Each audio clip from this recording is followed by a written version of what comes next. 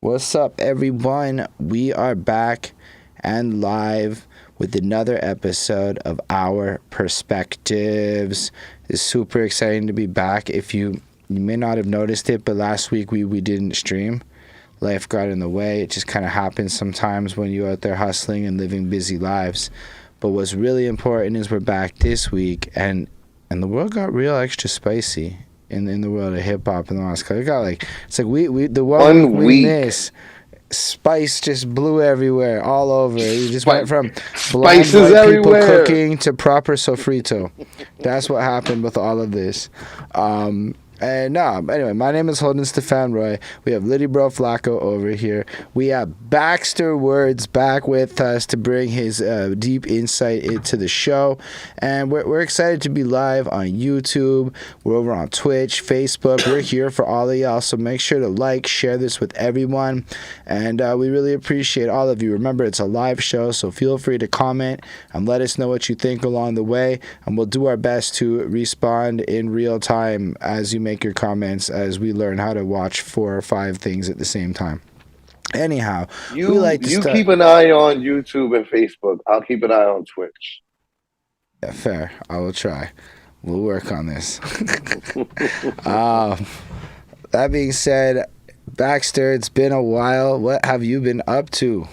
Been like a month, puppy. How you been for the last month? I've been pretty good. But now I feel like I'm on the spot. Now I feel like I have to come up with things that I've been up to. No, I've been spending a lot of time with my girlfriend. I feel like something specific happened. Went to Flacco's birthday. That was pretty amazing. Um, my our good friend Dominils, her boyfriend had a birthday party. Went to Peaches out in Brooklyn. That was pretty dope. We went Nice. to a Latin jazz situation after that. I've been working. I manage 2 coffee shops out here in Brooklyn. The EO Dub. If you don't know what EO Dub is, end of the week. It's a international hip hop organization. The Open Mic, the New York City chapter of the Open Mic, is coming back around next Sunday at Yup. Karma Lounge in New York City. So that's an exciting thing that's happening. Um, Congratulations. and other than that, I've just been existing on this mortal coil, holding on tight, enjoying the spring weather. Word. Facts. That's an exciting time though. I know I want I'm mad I didn't I'm gonna take this up with Dama and Craig. Where was my invitation? I would have Listen, I would have I would have been there. listen. When I was sending you the text, I was like, I'm surprised he doesn't already know about this. Right. I should have been missing it. Actually, I think last week I missed because yeah, I had a lot of shit going on last Monday. A lot of shit. Yeah. And you had the family get together with Craig and we were just like it's either Holden by himself or we just miss a week. So Word. we missed a week, you know. Holding it down. Holding Yeah. it down. um my last week was pretty I guess I would say the last 2 weeks busy as fuck. Last week before was getting ready for this past weekend, and then this past weekend was a movie, as they say. um It was. it was quite cinematic. There was a lot of like great energy in the room, a lot of great performances. um Shouts out to Prince Akeem, um, his homie, who came out and had like a really like just distinct voice. You know what I mean? Like I Hmm. like people with distinct voices, and his boy had like a really distinct tone. And then who else Destiny performed? Manifest. Destiny Manifest, who's like I feel like she's meant for like EOW stages and like built for that. You know what I mean? I agree. Oh, also Ezar performed. He was dope. He does a lot of melodic shit. He opened up with like a Run DMC Oh yeah, I like that type dude a of lot. ode. Yeah, he had good energy. And then Sarah killed it As per uh usual. as per usual. Um Rye Gennaro went up there, did his thing, and Henry Hennessy did his thing.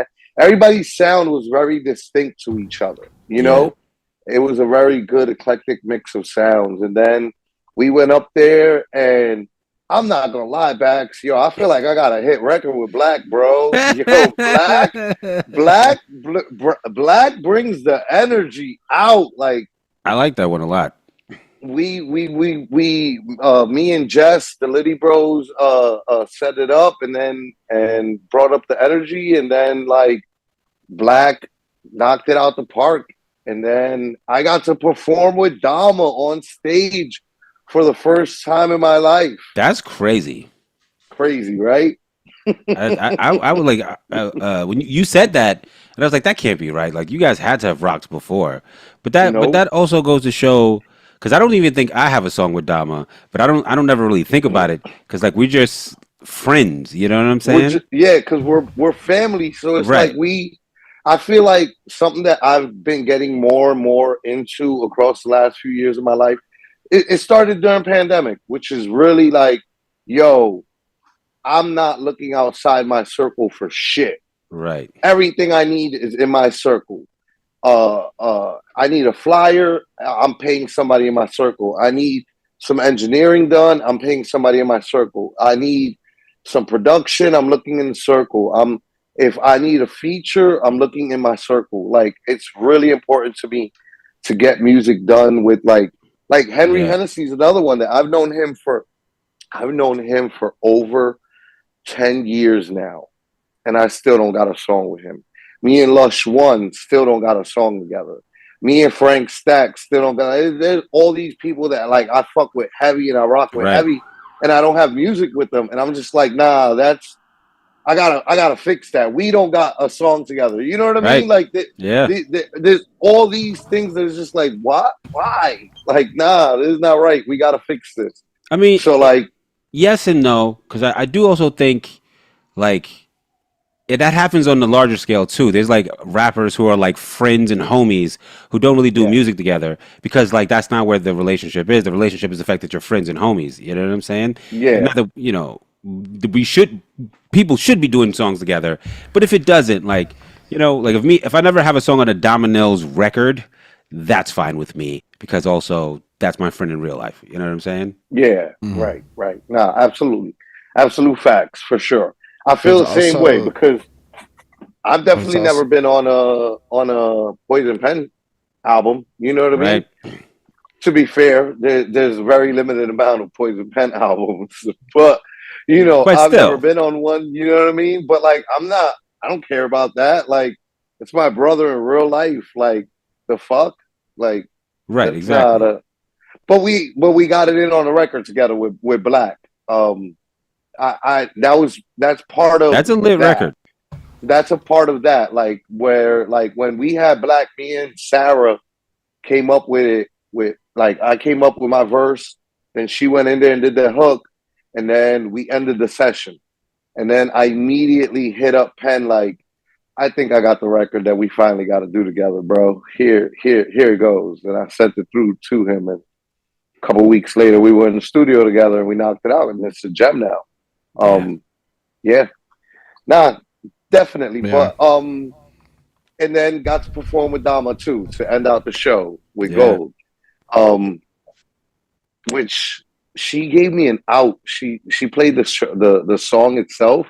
And I could have like at the point at the end of the song when I forget the last 8 bars, because like wild like fucking wild bars, right? I was on stage and I totally took the mic away from my mouth, and I was like, this is where I forget the lyrics. But I could have just kept the mic by my mouth and just pretended like I had it. You know what I mean? Because the song was playing on the speakers. So not to throw Dama under the bus, but she wasn't rapping every lyric either. Right. To which, you know what, like that is actually becoming more the standard nowadays. Yeah. You know, with young people, like when young people are on and they got a new record that's like hitting and it's taking them everywhere. They let the record rock. They let that record rock on repeat one on stage like 10 times in a row. They perform it a couple times all the way through, but then after that, it's just them dancing around to the song. You know what I mean? Which is just like, that's lit too. Like, I'm with it. Because if I'm going as a fan, if I'm going, you know who does? It's not just up and coming artists. I went to see Travis Scott. He did Fiend like maybe like 20 times in a row. And I promise you, that was just the song. You know what I mean? Like, and he just kept on starting it over, doing the Funkmaster Flex thing, like, bring that shit back. Fiend. I'll tell you this, though. I'm okay with it as a choice. I'm not okay with it as a crutch. You know what I'm saying? Right. Like, if you could do either one, like I could, like, you know what I'm saying? If you have the ability to rock the song, but you're doing this as a choice, do whatever the fuck works. Yeah. But if you can't rock a crowd, like, you know what I'm saying, then you should probably work on that. There's but like a difference to it too, because like it's like basically that's how Waka Flocka used to perform. It wasn't like back in the day he was out there rapping every lyric. He would just be like, he'd almost do the hype man parts and just let the song kind of play, and that's what people who went to Waka Flocka shows wanted out that experience. So like, he also admitted that he sucked. Yeah. Waka Flocka, if you ask Waka Flocka if he's a good rapper, he'd be like, hell no, I'm not a good rapper.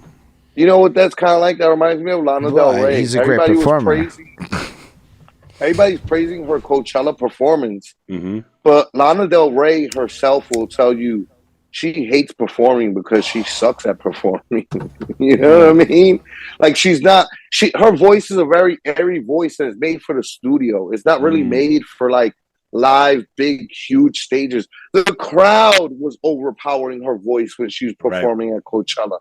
Because they can do her, you know what I mean? Like, they sound louder than she does in a live setting. You know? I do believe that that's something that a lot of young people see, and a lot of people use it as a crutch sheet, right? Because you'll have, like, somebody come on and do, like, a smash record, and they actually can't rap the song properly because the crowd's rapping the song for them, word for word, the entire fucking thing. And honestly, deadass, I might shut the fuck up and let the crowd do the song for me too if I'm in that moment. That sounds like a really blessed experience to have, plus a sick performance thing. Then I think, because I've been to a lot of local shows though, where homies lip sync, where, man, the mic's like over here and shit. Yeah. And like, they don't know how to like actually fake it or put up with, like, even what you said before, Flacco, you were like, you know, you brought the mic to your mouth. I could have just kept it like, here. You know where to put it. Given the illusion of doing the song. But like, I'll be wildly watching people. It'll sound like whatever. They're singing all over here. The mic don't go nowhere, but the voice never changes. And everybody that knows anything knows if you bring your mic like here to here, it's going to be picked up. And it's like, it's almost like, anyway. So I think though that like, we're actually seeing the impact of a lot of people have been doing this not performing thing, and now a lot of rappers are struggling to sell tickets, and I wonder if it's actually a thing people should keep doing the whole way through. It's one thing for a hit record, or it's one thing if it's like a piece of a song that you've more or less performed the whole way through or whatever, but people also like the fact that you can perform your music and that you can do it. They want to have that level of like believability in your craft. For sure. And I know some of our friends, and definitely some of my friends, would have been judging me in the back of their head if I wasn't up there performing all the way that they know I'm capable of. So like, you know, but that's to what Baxter was saying, right? Like, I have the capability of it, so it's like I could cheat if I fucking feel like it, goddamn it. Right. If it's a choice that I'm making. Right. It's like this, like for this record, all I have is the record. And after those 3 songs that I performed, it was like I should have just fucking chilled out and let the record do the job for me and shit. And it was your birthday. You can do whatever you want. Facts. That's a fact too. But also, if you're reading the room and the room is down for it and you just play to it, that's also okay, because it's a performance, and a performance is a bit improv in the moment too. And you have to, you know, like, it's all okay conditionally. It's just, don't be awkward. Like, don't be like bad at faking it. Like, there's an art to being like upfront with your art. Anyway, I'm glad your birthday party went well. Thank you. How'd your week go, Hold? It was busy. Like, a whole bunch of shit came up. Like, I ended up doing that thing with Merker where we threw like a Skillshare session. We had a couple technical snafus and had to learning about other kinds of show productions and stuff with gear you're not comfortable with, like old school projectors. Like I don't know how people did shit in the olden days. I'm so spoiled. Everything I use is so modern and new that old tech, that shit be fucking me up when it has like actual buttons and stuff. I'm like, and then what's Thursday. This board? Thursday, I ended what are up, all these buttons? Going on the radio because I had forgotten that I'd agreed to do that. So I'm sitting there, one of the college radio stations, Concordia, and it's a local neighborhood show, and so they came on so we could talk about the not-for-profit I'm a part of as we were like pushing more towards fundraising and things. So as time goes on, it's been decided I'm probably going to do most of the talking publicly for the group because nobody else is attention whore such as myself. So, I love doing it. They don't. And I don't know, like I said, it was pretty cool. We did the show, it was nice, and then I realized I could just run my own radio show out this shit, and they have access to like live music recording gear. So like we could like set up bands and like proper setups to do live shows in the future and expand just beyond hip hop and do some really cool local shit. So I'm gonna explore making a radio show over the summer. Nice. Otherwise, I saw you posting about doing a radio show, and I was like, oh, that's dope. That's you know what I mean? Good move. That was something that I had told you is super possible for you. You know what I mean? Like I can't make a bid to get on New York City radio unless it's like college radio. You know what I mean? I mean, this is like college radio, I can't end up on Hot 97. You know what I mean? But you could do college radio and then end up on Montreal's Hot 97. Maybe. You know what I mean? Because we're going through a weird thing where like the syndication, like the syndication of small, like the death of small radio and the syndication of bigger radio stations soon enough, all we're going to get is like half our radio is just going to be American shit that iHeartRadio feeds our way. Because like it's getting eerie. But yeah, iHeartMedia has bought up all the radio stations across the world. Like I went on the radio, like, cause if we're going like 10 minutes, it's not worth looking for a playlist or whatever. We'll just put on the radio, and two of the French stations were exactly the same the other day, and they were like not very far apart on the dial, but they were playing the exact same shit, and it was just eerie. Like I'd never really come across that before. So anyway, radio syndication's real, but I do like the idea of being able to broadcast live, have access to the studio because it looks cool, be able to do the whole visual streaming side of it. Because usually with these college radio shows, you can still stream to Twitch or wherever else as long as you promote the show. So I think there's a lot of cool, like a cheap way to get access to cool looking gear and then not have to bring people to my crib. So it's all wins. And it's also right by my crib. So it's extra blessed because I could walk there if I wanted to. And so that's cool. Then it was a lot of doing taxes because I also saw you talking about that. Bro, I saw you mention getting fucked, bro. It's just how it's gonna be. It's not really getting fucked. It's just all of my money I get now is tax free, like above hand. So I have to declare it, which means I don't know if I'm gonna get fucked so much as just pay what I'm supposed to pay, which is gonna suck ass and be what I was expecting and not. You know what you got to do, right, Holden? You got to find a Dominican in Montreal that does taxes. You know what I mean? My guys. That's all I'm gonna say about that. I don't know about that. There was that one guy in the Bronx who just got hit by the feds for like mad tax fraud, and I'm like, damn, it sucks for him, but it sucks for everybody. They said it was a guy in the Bronx who was like, they called him the magician because that's how good he was at taxes, but it's like not anymore. Also, everybody that he did the taxes for. I wouldn't fuck with it with AI right now because they're going to be very close to a point where they're going to be able to magically find discrepancies and shit. I'm going to just put my believable shit down. Yeah, you know what else they could do? Just do your taxes for you. They could just do that. They could. That is an option, and it's done in many places in the world. And for whatever reason, they don't do it here. Because they want to scare you and fuck with you. That's why they got to have that the sword of Damocles hanging over your head. You know what I found out too is because now I'm all on my like contractor shit. Once I have to like pay sales tax for like 2 years in a row, I'm gonna have to pay my back taxes of like the year before 1 year, and then all my fucking taxes for the following year up front. And I'm like, that's fucking crap. I don't know if it's like that in the States. I didn't even know it was like that here, but I just found out that that's my future in a couple of years, so I better be saving hella money because it's gonna be a lot. On the New York taxes, they ask you, did you buy anything in a different state? Because if you did, you got to pay taxes on it in New York. I'm like, first of all, mind your business. Right. First of all, mind your business. What's up, Lindell, by the way, and Chris? Like, if you go to everyone watching, if you go to New Jersey and buy a television, they're like, yeah, you owe us money for that. Like you're bugging. Like literally, I don't. Yeah, literally, I don't. I pay taxes in Jersey. Right.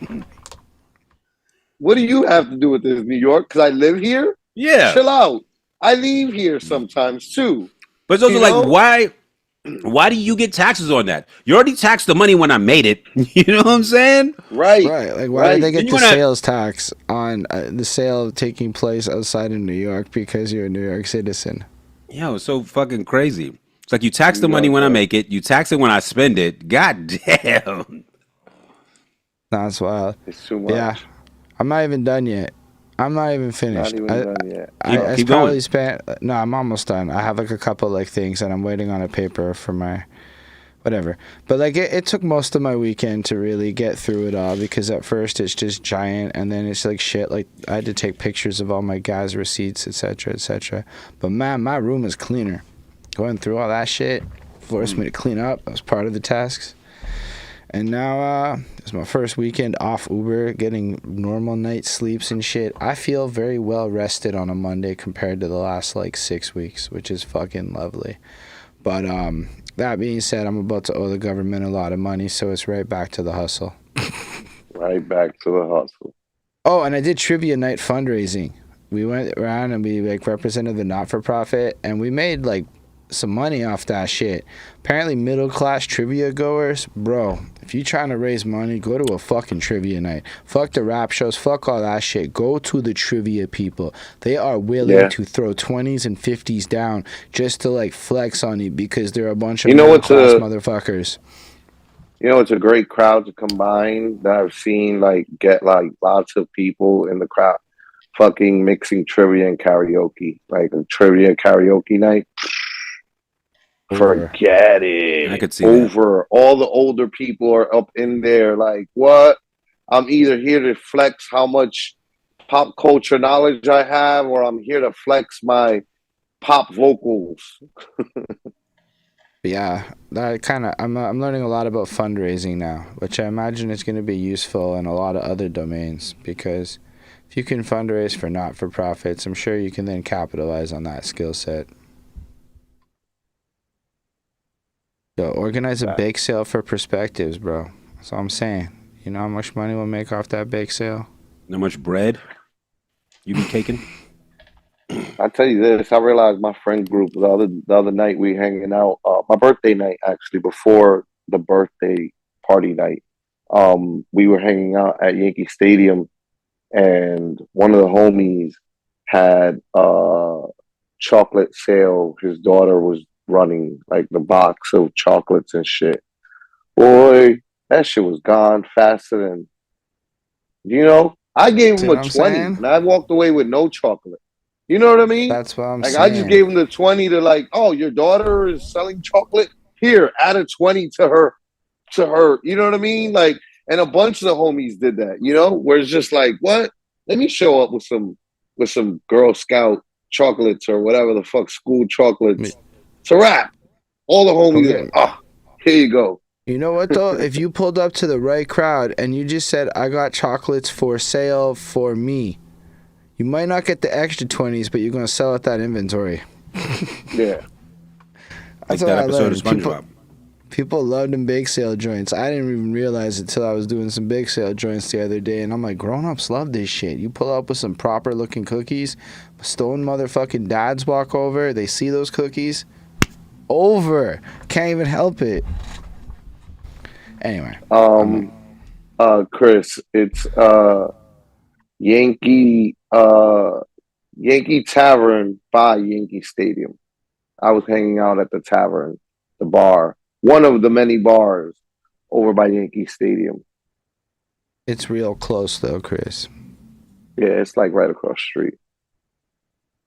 Yeah. So yeah, I guess all right, let's get to it, guys. Let's get to all the spiciness. Last we left off, right? Yeah, let's do a little recap. Last we spoke, right?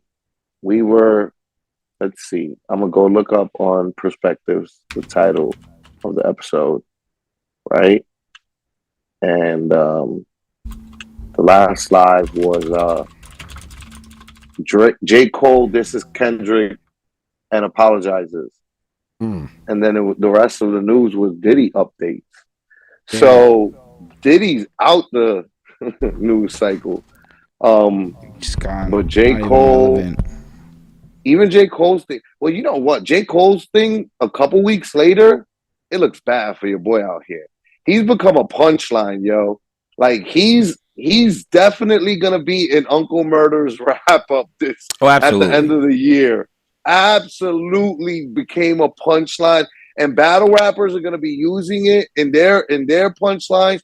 Real Sick from New Jersey, URL battle rapper. He did a 6-minute freestyle. So 6 pluralized, like his name pluralized, minute freestyle. You know what I mean? And he did it over the second part of that beat, and he just did a very good job according to how most people are seeing it. Let's just recap it though a little bit. It all starts off with Kendrick throwing out the diss over on the Like That song, which was, I believe, Future and Metro Boomin, of which he does his like there's no big three, it's just big me bum or whatever, and that just ignited the whole thing, to which we get J. Cole responding on the 7-minute drill. And then J. Cole apologizes 2 days later on stage, live, I believe, in his hometown. And the people there were quite disappointed with him, upon which we can tie into what Flacko is saying. J. Cole has now kind of become a meme out of this situation because he's apologized, and I don't think he's really said much else since. There's been no update from the J. Cole camp, right? Like he's just... Well, technically speaking, the latest thing after the apology from J. Cole was a J. Cole verse on Future and Metro Boomin's follow up. We still don't trust you, with A$AP Rocky dissing Drake, and J. Cole getting a lot of flack for transphobic, or what people are interpreting as trans. I mean, let's be honest, you know, they are transphobic lyrics if we're being perfectly honest. You know what I mean? And in the plainity, I'm not saying J. Cole is transphobic, but the lyrics are definitely to be interpreted as transphobic. And, if I'm not mistaken, the one you talking about, the ones on his record. On his record, correct. They're a play off of what's that white rapper? Mad MAGA, but he could rap. Tom McDonald or some shit like that. Yeah. It's a play off of something he said. So he's like quoting that guy. Copy. We should call this show Clearer Perspectives, because what we do is clarify internet bullshit that people just go on believing. You know what I mean? Like, I mean, it's still transphobic for him to like you, because he's using it sort of in the same context. It's not like ironic or anything like that, but it is. You know, he's using like a fucking. That is wildly validating to Tom McDonald fans all over the world. I know we never bring him up, but for the rest of life, Tom McDonald fans are going to point to this as validation that he's their guy and he's the greatest ever. Also, we don't like you say we never bring him up. It's just because there's no reason to bring him up. You know what I'm saying? It's No, not like I know. Usually, it's like his name isn't even said. We'll right. talk around him. Yeah, I mean, there's a bunch of people's names that we don't say. You know, Yeah. we don't ever talk about Joyner Lucas. Just because it doesn't come up though, it's not like there's like a rule that we can't talk about Joyner Lucas or Tom McDonald. But We don't talk about what's the other guy? Oh my God, the guy from Jersey. Joe Budden.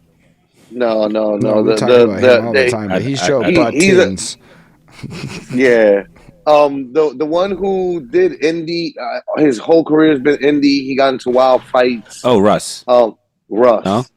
Is he from Jersey? Yeah, he's from like South Jersey. I know we don't talk about Russ. I just never want to talk about him. But that's what I'm saying.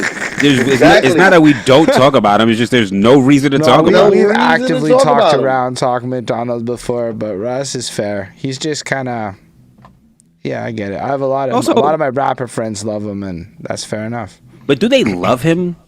Really do. They love the idea of him. No. They don't love his music. Mm-hmm. They will listen to his music like the 1-2 times. Right, then that's not. Then they don't love him. They want to be his interviews. Like they want to be him on the interviews, right? Gotcha. So like I think it's actually him that they like. They don't care about the music. They care about him and what he represents and the way he presents himself and this all-in-one jack of all trades. I fucking did it all by myself image that he presents.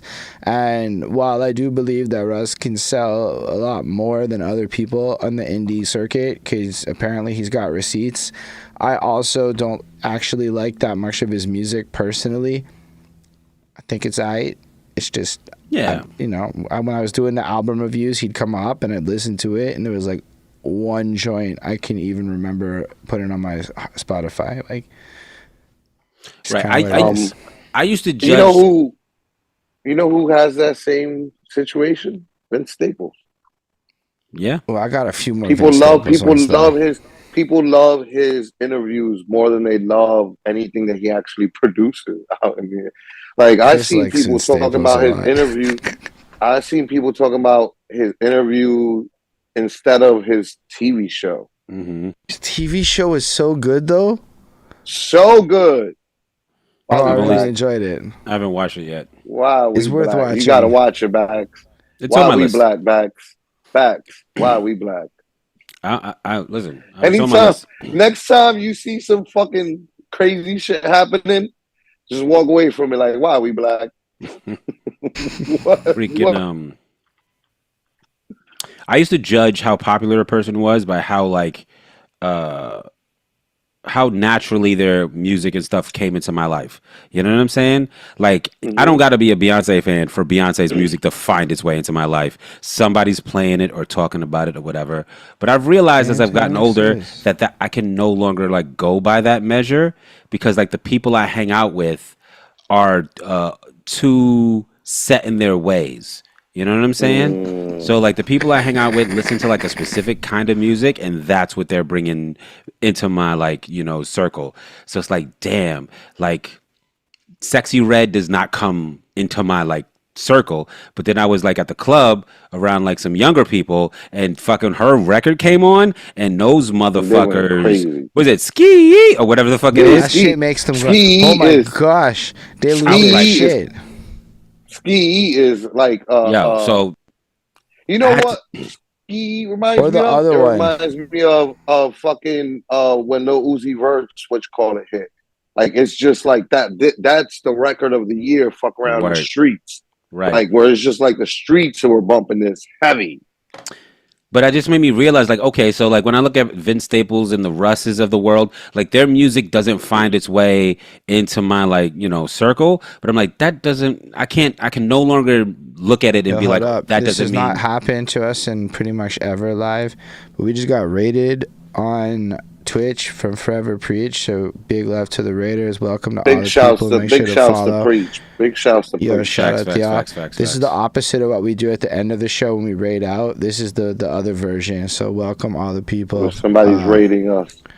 Yeah, shout out Bionic Pixie and everyone else that came through. Shout out to the Raiders. Hey, what about? I like that name, Bionic Pixie. Me and Jess me and Jess James' first group name was the Bionic Ninjas because I love everything Bionic ever since Bionic 6 as a little kid. So Shout out to the Bionic anybody Six. who's got Bionic in their name, I'm like, I see you Let's and I go. like it. But back to the J. Cole shit. I think, him Right. bowing out was for the best. Because what this has become, Questlove put a post out very recently where he kind of explained it, where he's like, if you think that this is about who's better at rapping, like, you all have already lost. Like, that's not what's happening here. Like, he's like, Drake is going to meme his way to victory in this. Like, you know what I'm saying? Like him, the cover of the diss song being like the shoe size, the 7 fucking shoe size, That was great. and the fucking AI with Tupac and Snoop. Like, and I've always felt this about rap battles. Like, whoever gets the angriest loses, and whoever like keeps it like jokes always wins. Like, even if you rapping hard, it gotta be jokes. Like, you know what I'm saying? They gotta be like, you so fat, or like, you so ugly, in some sort of a way. Like, you know what I'm saying? Like, the moment, because the moment you get like Ja Rule got angry and was like, you want to see Tupac come back? And people think was like, shut the fuck up, Ja Rule. You know what I'm saying? While 50 Cent, like, even if it's threatening, he's like joking on you to, I smell pussy. Is that you, Irv? Like, it's jokes. Like, you know what I'm saying? Yeah. So I think Drake knows this. J. Cole, he not built for that. He not gonna be doing all the jokey memes. You know, he's not gonna participate in that way at all. He legitimately felt bad about dissing his friend. I don't think he's faking that. That might be part of it, but he also might have seen what was coming. Like, cause all these people coming after Drake at once. It's not about skills. Like, Rick Ross is not trying to out rap Drake. He's literally making fun of him. You know what I'm saying? Like, that's what they're doing. They're making fun of each other back to back. And it's like, that's why Rick Ross's diss got the most attention and traction, is because it's jokes. You know what I'm saying? Like, BBL Drizzy. Right. Talking about him having a nose job and shit like that, you know? White boy got a nose job. Right. Fucking recording stopped. White boy want to hang out with us. But we'll see. I also think that's an issue for Kendrick, because like Kendrick don't really operate on the jokey spectrum either. We shall see. We shall because see. Something that I want to bring to people's attention, and I want to give full disclaimers here. I'm a huge Drake fan. I'm not a J. Cole fan. Mm-hmm. I'm more of a Kendrick fan than I ever been a J. Cole fan. But I even stopped being a big Kendrick fan probably after Good Kid, Mad City, like To Pimp a Butterfly and Damn is crazy though. Damn and Mr. Morales and yeah, Hot Stepper. Here come the Hot Stepper. I didn't like none of those albums. Actually, you know what? What's the only other thing that I've liked of Kendrick since Good Kid, Mad City was the Black Panther soundtrack, which ain't really him all the way anyway, right? Yeah. But nonetheless, it was centered around him. But like I like everything he did musically on there. But like I'm in and out with Kendrick. But let me tell you something. I think he stands a better chance than people think because he's got Daylight in his corner. And so Daylight is a good piece to have on your war team. Everybody's got a war team when they go to war. And Daylight definitely knows about the spectacle. He knows about the spectacle. He was a part of Drake and Meek Mill's spectacle. There was a record that was released in the middle of the Drake Meek Mill spectacle that people to this day think is a Drake record, and that's a Daylight record. And people have it like on their like library, and it's like, wow, man, like Daylight, like he like Soldier Boy his way into wild people's like lives with that record. You know what I mean? As a battle rapper, that's like phenomenal. You know, and he's been on a couple big projects now. Like he was on what's his name? Ab Soul's last album. And then he was on what was the album? J. Cole's album that just came out, that we were just talking about. So like I think Daylight has always had a great grasp on how to like create spectacle, manipulate the algorithm, and he's a good like member to have on your ward council. And I think that also Kendrick has advantages that we're not taking into account, right? Like if at any point Kendrick decides to go good Kid Mad City with it and like make his diss record more of a like fucking if Perus and Crips all get along by the end of this song. I mean, and then he gets, should. and then he gets Schoolboy Q to come in on his diss record with the yak yak yak yak. Man down. Believe me that the energy is gonna be very different, and people like I'm just saying there's a lot of elements to Kenny's War Council that we're probably not really taking into account, and we're thinking about him very not you and me, but the talk of the town and the way I see people talking about Kenny is almost as if though he's limited to being Hot Stepper and To Pimp a Butterfly to this, and it's like he's very capable of getting out of that pocket and getting into a hood pocket. He just hasn't done that in a very long time like that. But my thing is like even in getting into the hood pocket, like you gotta like you have to like you're not gonna win this rapping better. You know what I'm saying? No, like you're gonna have to like make fun of this dude, or like even if you look at his like Drake has never really lost a battle until fucking Pusha T had like this atomic bomb kind of like gossip on him. He had an internet campaign. He had an internet campaign that started with like blasting the knowledge of the fact that he has a son. Yeah. And then using a blackface picture of Drake as cover art for the song. Right. Was just like, and it just was like an algorithm shaker. You know what I mean? And it is also at like, even though I'll give Pusha credit, he was rapping on the story of whatever his son's name's. Yeah. Like he was rapping on it, but it's like that piece of it is kind of what tips the scales. And like not that like, and also I hate the fact that it boils down to gossip these days, but like it is what it. But it's kind of always been that way. I was gonna say, when Jay-Z kind of always kind of the whole point. Like part of the Jay-Z thing was fucking the baby moms, and like there's these extra elements that go into it. The theatrics is who's willing to take it there and go further with it, which is I think why a lot of people have fear of it escalating because.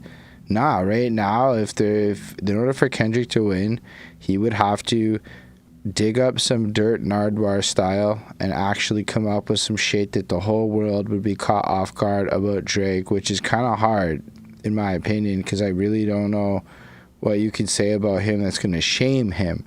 Because that's the other part, is Drake has to receive it and be affected by it in order for it to like be an effective blow. Because like I think most things... Drake is going to blow that shit off, respond to it with perfect grace, and come back at you with what he knows on you because he's probably already got that shit. I think Drake's been collecting information for a long ass time. But that goes both ways because like when you say like I don't know what he would be ashamed of, we didn't know what he was going to be ashamed of with the Pusha T shit either. Like that's the thing of it is because we don't know these people and we don't really know what's going on behind the scenes. They do though.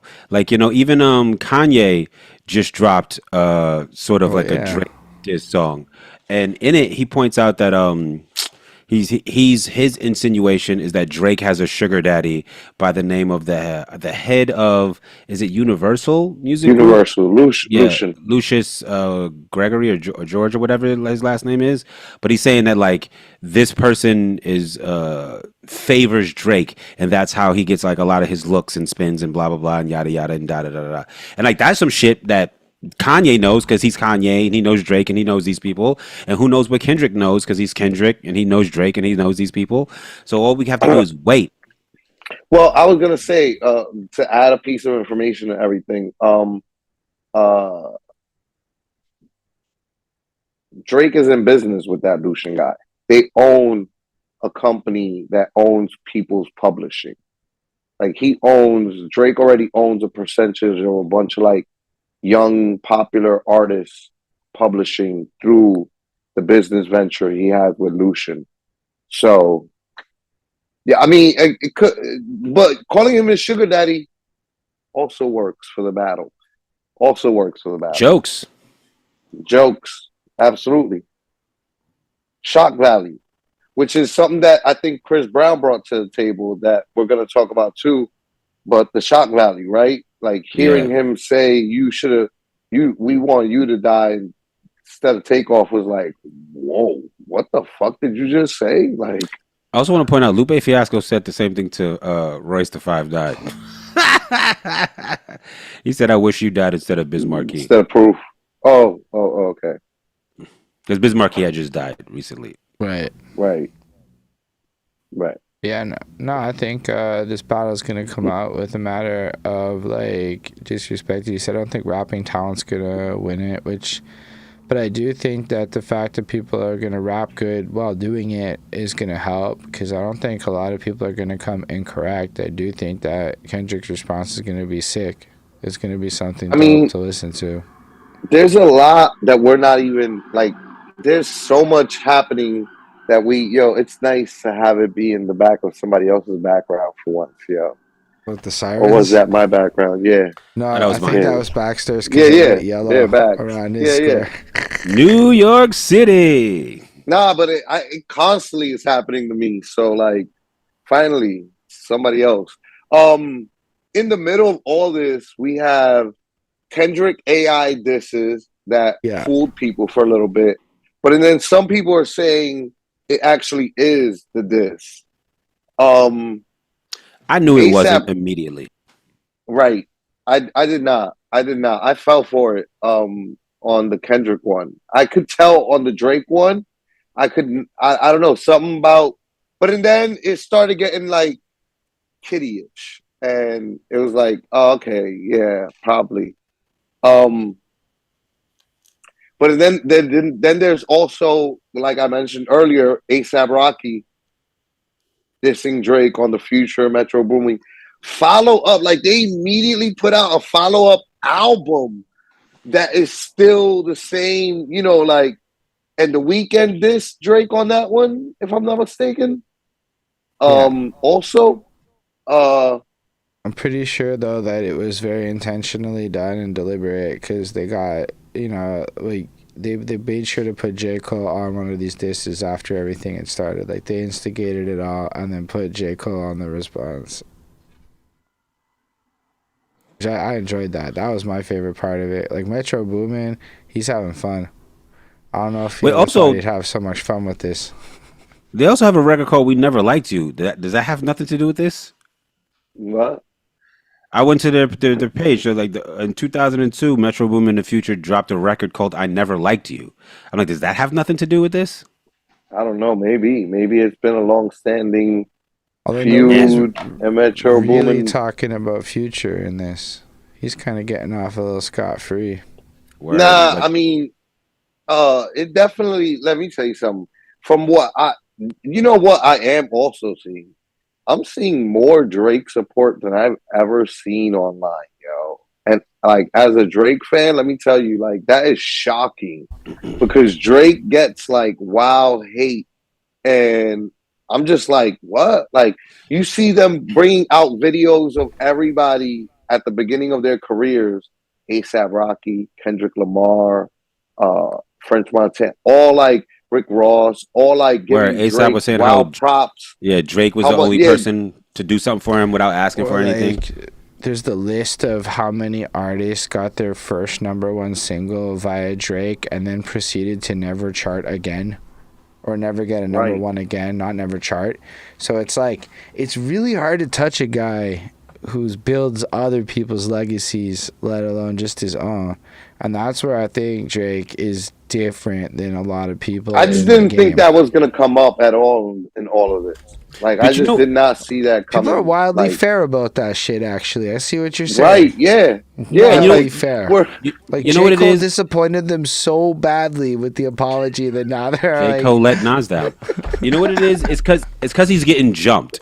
And like no matter how much you hate a motherfucker, also if you nobody see want to somebody see somebody get if you see jumped. somebody get jumped and they start fighting back, you go to root. You You gotta be like, like, you oh, like, yeah, you like, yeah, oh. yeah. You like, yeah, get him, You know what I'm fuck him. saying? So it's like they jumping him, but he's holding it down.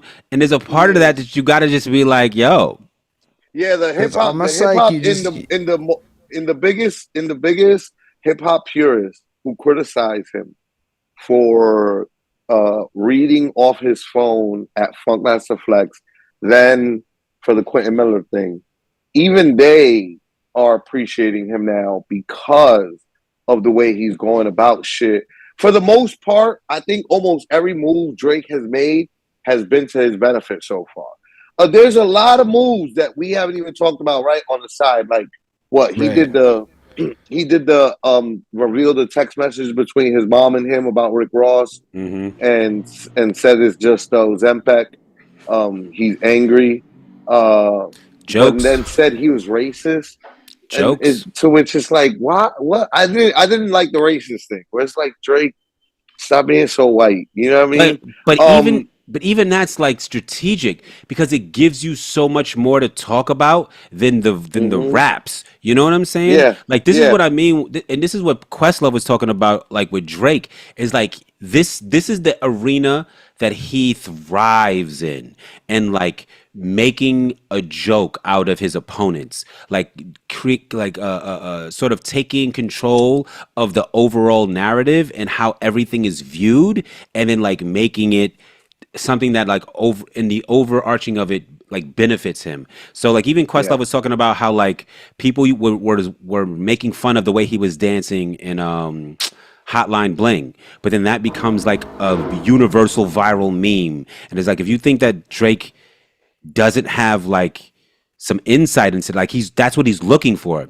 He's looking for yeah, memeable moments. He's looking for yeah, things that keep him in the zeitgeist and in the consciousness of people. He's looking to say and do the thing that because and this is something that I've always given him credit for. Every Drake song always has like a line or a moment that is that people pick as like the thing to say. Like I only love my bed and my mama, I'm sorry. Or like there's always a line like that in a Drake song. And I was like, there's no way he's not like deliberately like doing that. Like making sure there's something that like out of all of the whole thing, you pick this piece out and that's the piece you hold on to.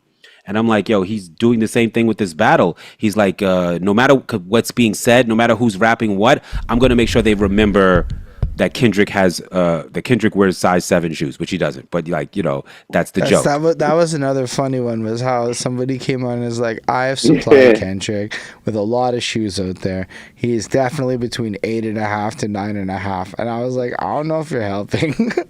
Right. That makes it worse so much. I'm just like, I don't know. There was a post from like Reddit that was like a screenshot of the post that was going viral of like a dude being like upset, like, oh, Kendrick should sue Drake for libel for Yeah. for For like definitely. lying about his defamation. It's just like, what? That's horrible. Don't do that. Like, But what? Do not also, do that, Right. bro.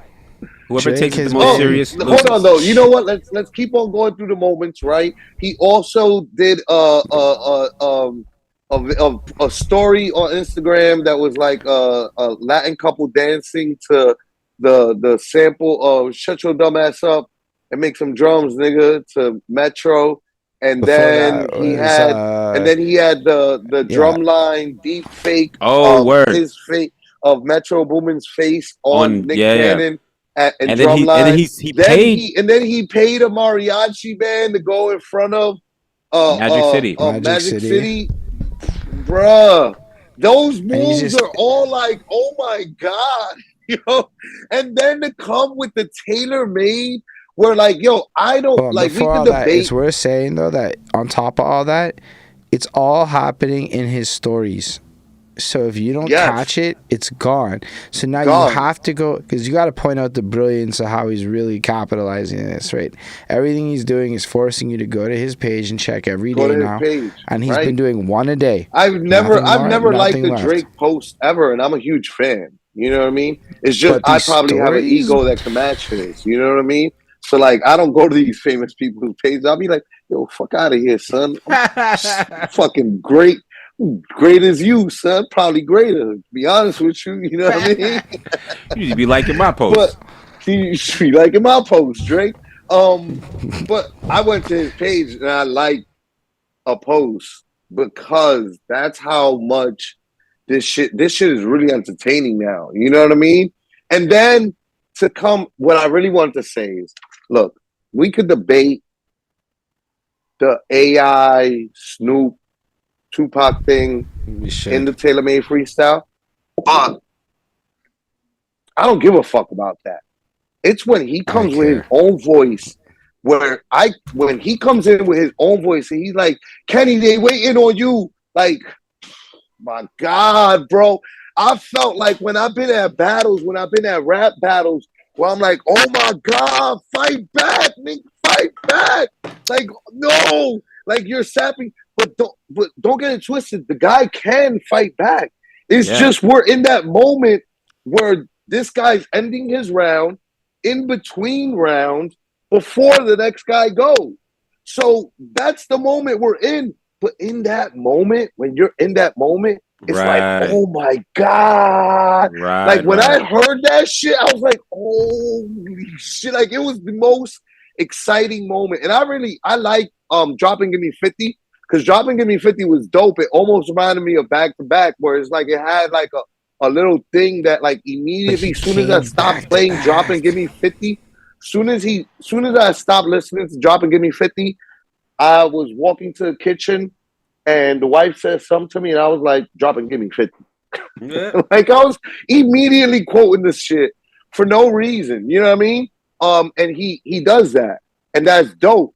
But I really felt like excited when his verse came on and when he called Kenny's name out and he's like talking shit heavy. I was like, oh dog. Drake is like, yo, what's up, B? Like, what up? I'm here.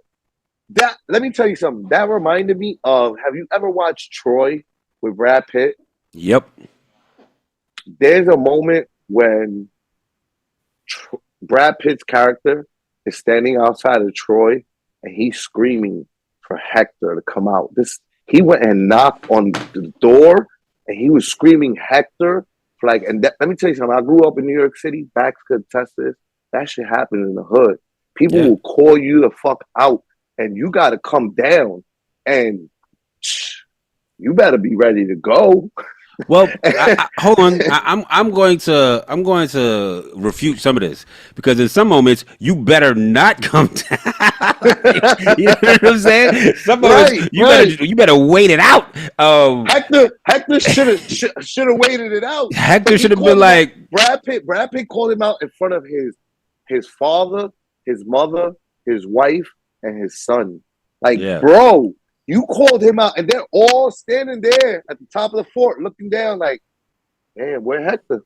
And they killed him. They killed him and took his body. But that's a whole other thing. But fucking took his body. But I think Kendrick is smarter than all of this. Like, I don't think he should rush the response. I don't think he should like listen to everybody else and put something out like immediately. Like, this is another thing about this whole battle that I don't like.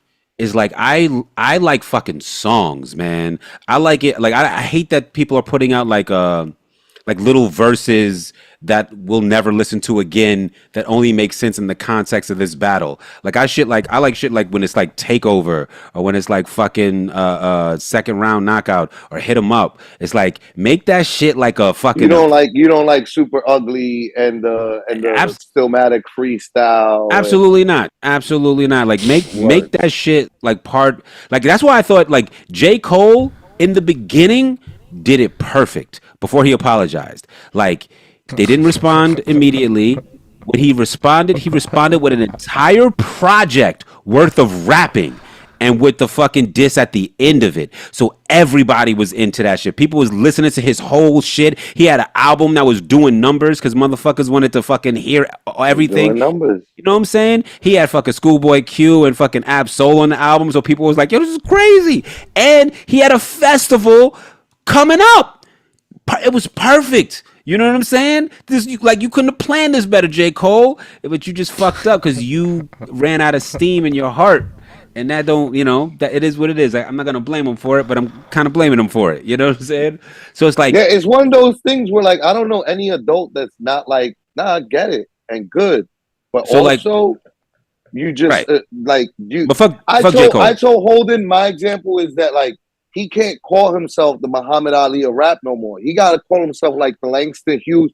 Like you got to compare yourself to motherfuckers that be in a room by themselves, He's the not looking Mahatma to Gandhi of compete. rap. Like you can't. You're not competitive no more.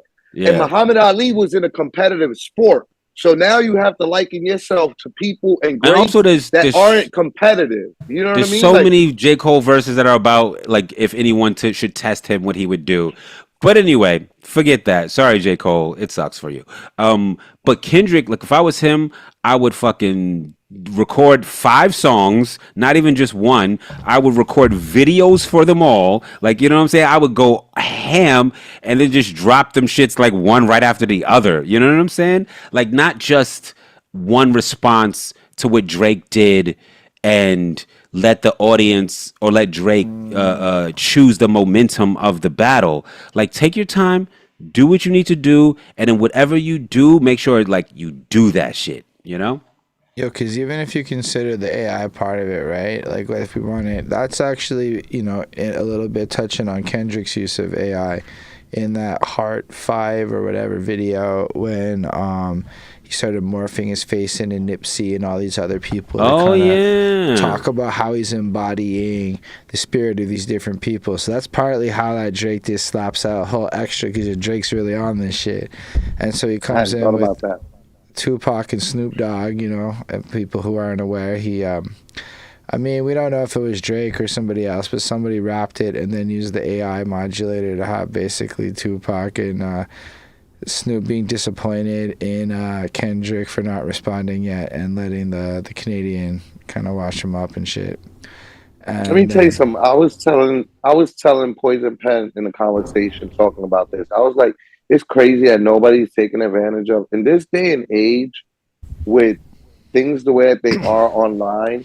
Any one of these guys with the following that they have can. None of them will, right? Let me preface it also with nobody's going to do this. But you know how easily one of them could go on live and spit a verse a cappella and by the like next day have like it engineered with a cracking ass beat, all fan created, and bring the fans into it, let fans get a piece of the pie and everything, and look like wild humanitarian on top of, you know what I mean? Like there's angles here that people aren't even taking yet. And It'll get there though. because there's so much that you can take advantage of in this day and age. You know what I mean? Especially if you got a great deal with like Instagram or Twitter. You probably make more money there than you would putting a joint out on Spotify and you know what I mean, streaming platforms. Like you'll fuck around and make more money on your stories and on your Facebook posts or Instagram posts or Twitter posts than you would on Spotify. So it's just like, why not? You know what I mean? There's just so many ways this can keep going too. You know, like it's looking like it's gonna be a hot summer, boys. Let me tell you something. It's looking like it's almost feeling like a mix of that 2001 Summer Jam with As Nas, he don't want it with Hove, no. And then like that, like everything had already been heating up and going crazy before then. But after that is when things kicked into high gear and were a little bit more like quicker in terms of like, you know, Yeah, the but moves that even looking at that, because like Jay-Z had a fucking run, right? Like he did that at Summer Jam, right? mm-hmm, Then time passed. Then the blueprint dropped. And that's where that verse ends up, right? On Takeover. mm-hmm, He's dissing mm-hmm. Prodigy and he's dissing Nas. And yo, a lot of people always say they was like, yo, Nas got disrespectful on Ether. He was talking about his looks and all that shit. I'm like, y'all don't realize what Jay-Z did and said on Takeover. Like the He was man, wildly more disrespectful. like the word, it's like he slept with your baby mother and then told you on the record, don't say shit.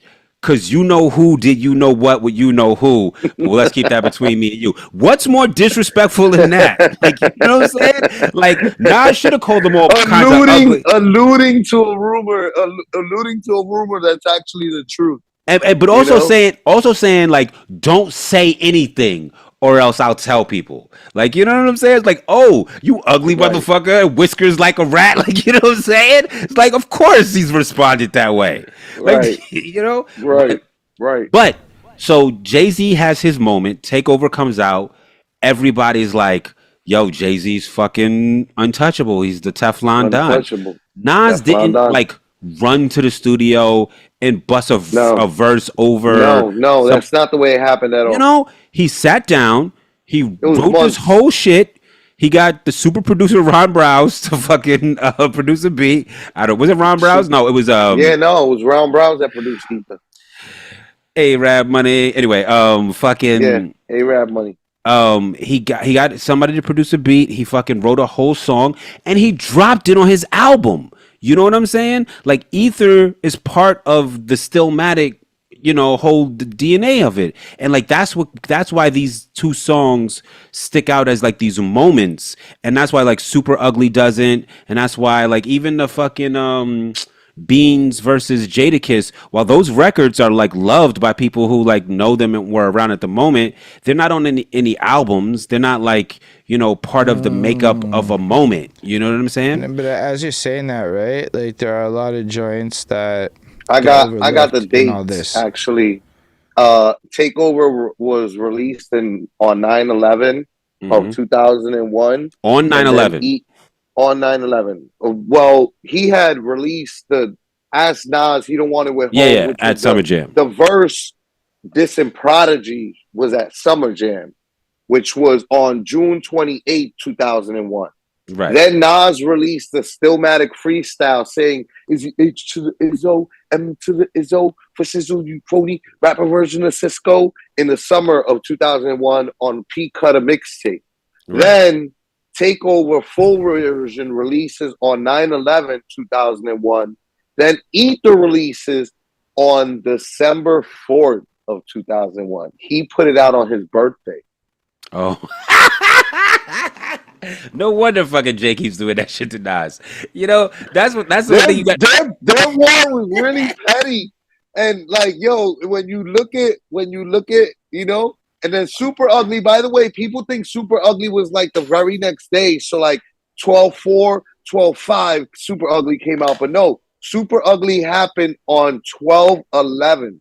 So a week later is when Jay. Because when you think about it, what it was that he wanted to go on Battle of the Beats.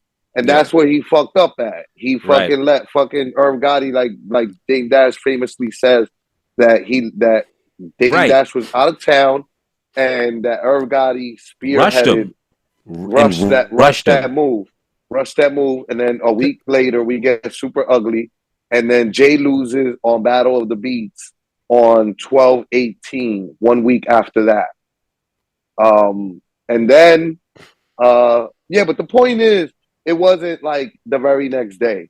Even back then, it was a week later because it always makes sense to drop when Was Nielsen also ratings are like gonna be counting when record sales are gonna count the most. You know what I mean?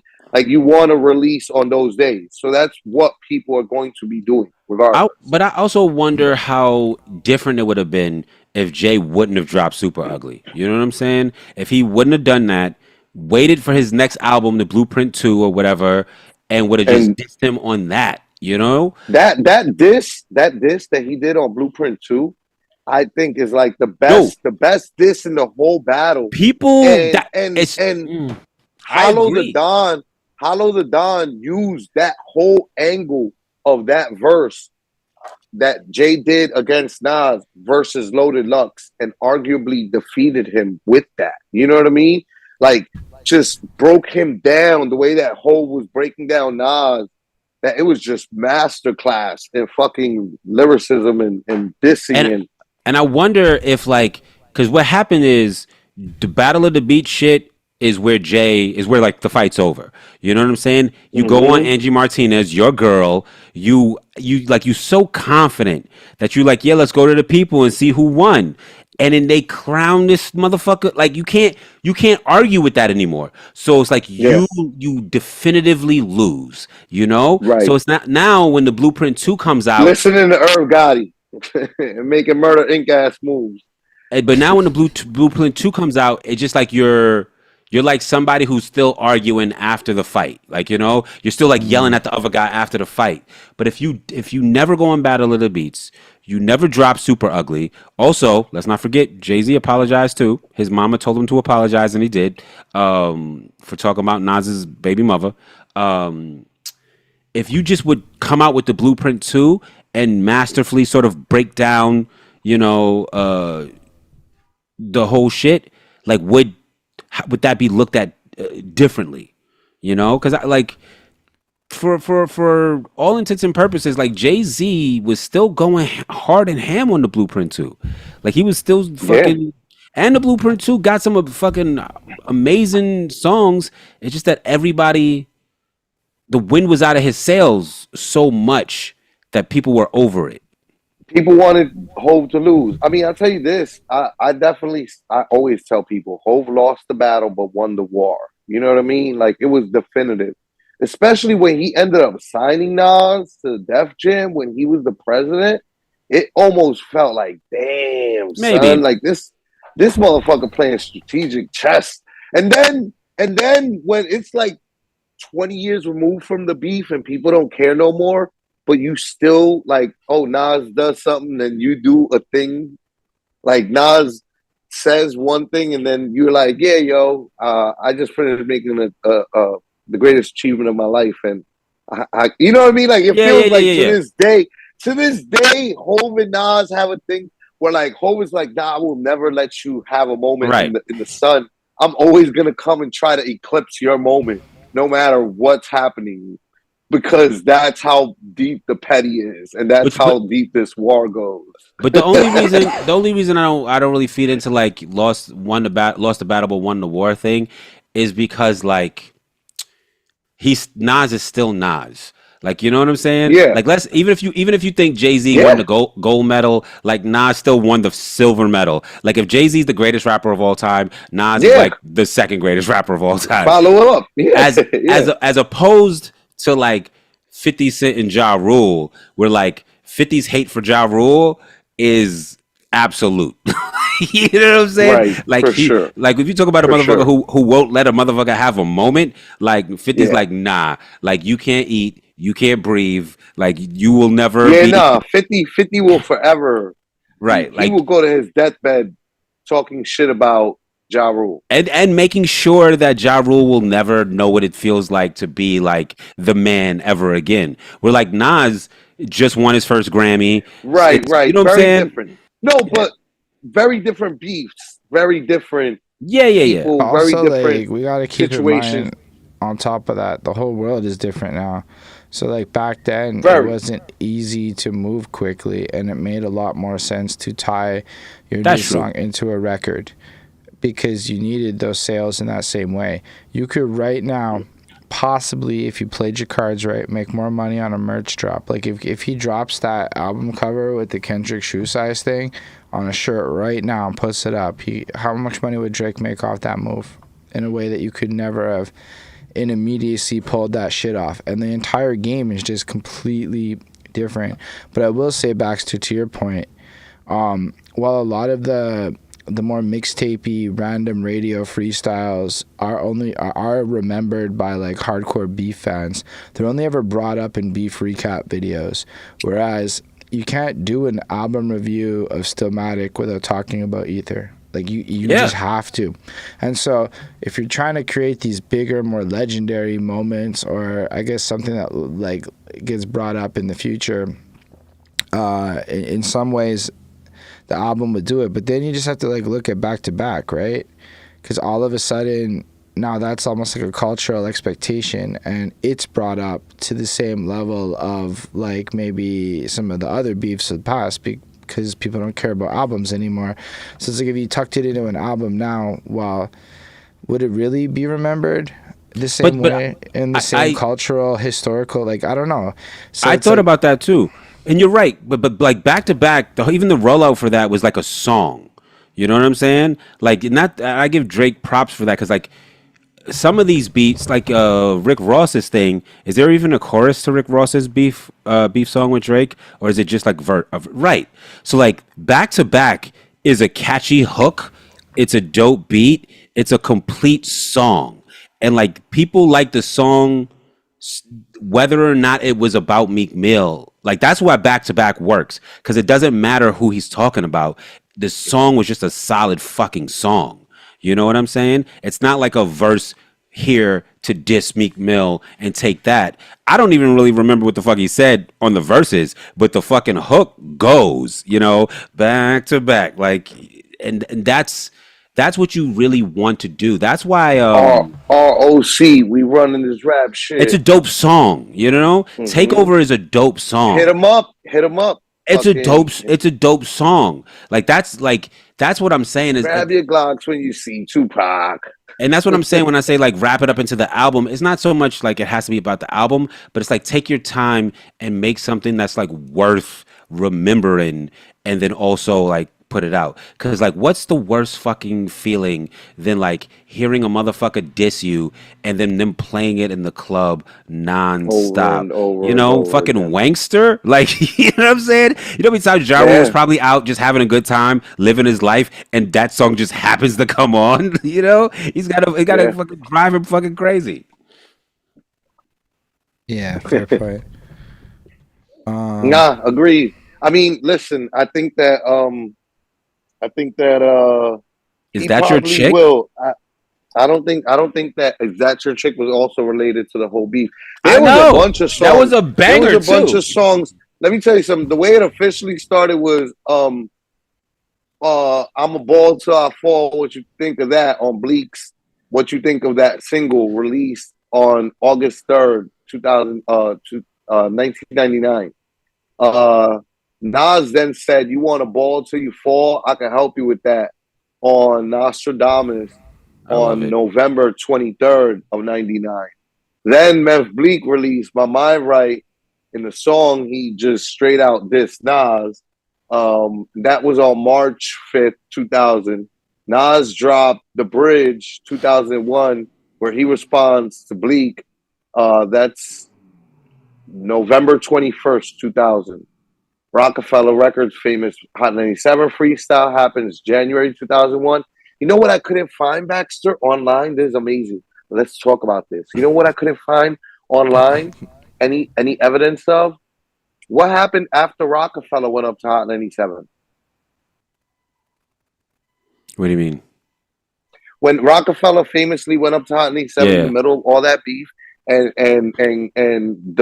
really state property went off for hours, and Jay-Z was like sitting there confidently like, you don't want it with my squad. What happened not long after that? Because somebody had to respond. Mobb Deep, I believe, went up to Hot 97 with like, what was it? E-Money Bags was signed to Rockefeller or a part of like that whole thing. And then there was a H Money Bags, and then H Money Bags had beef with Hove. And didn't E Money Bags shoot somebody?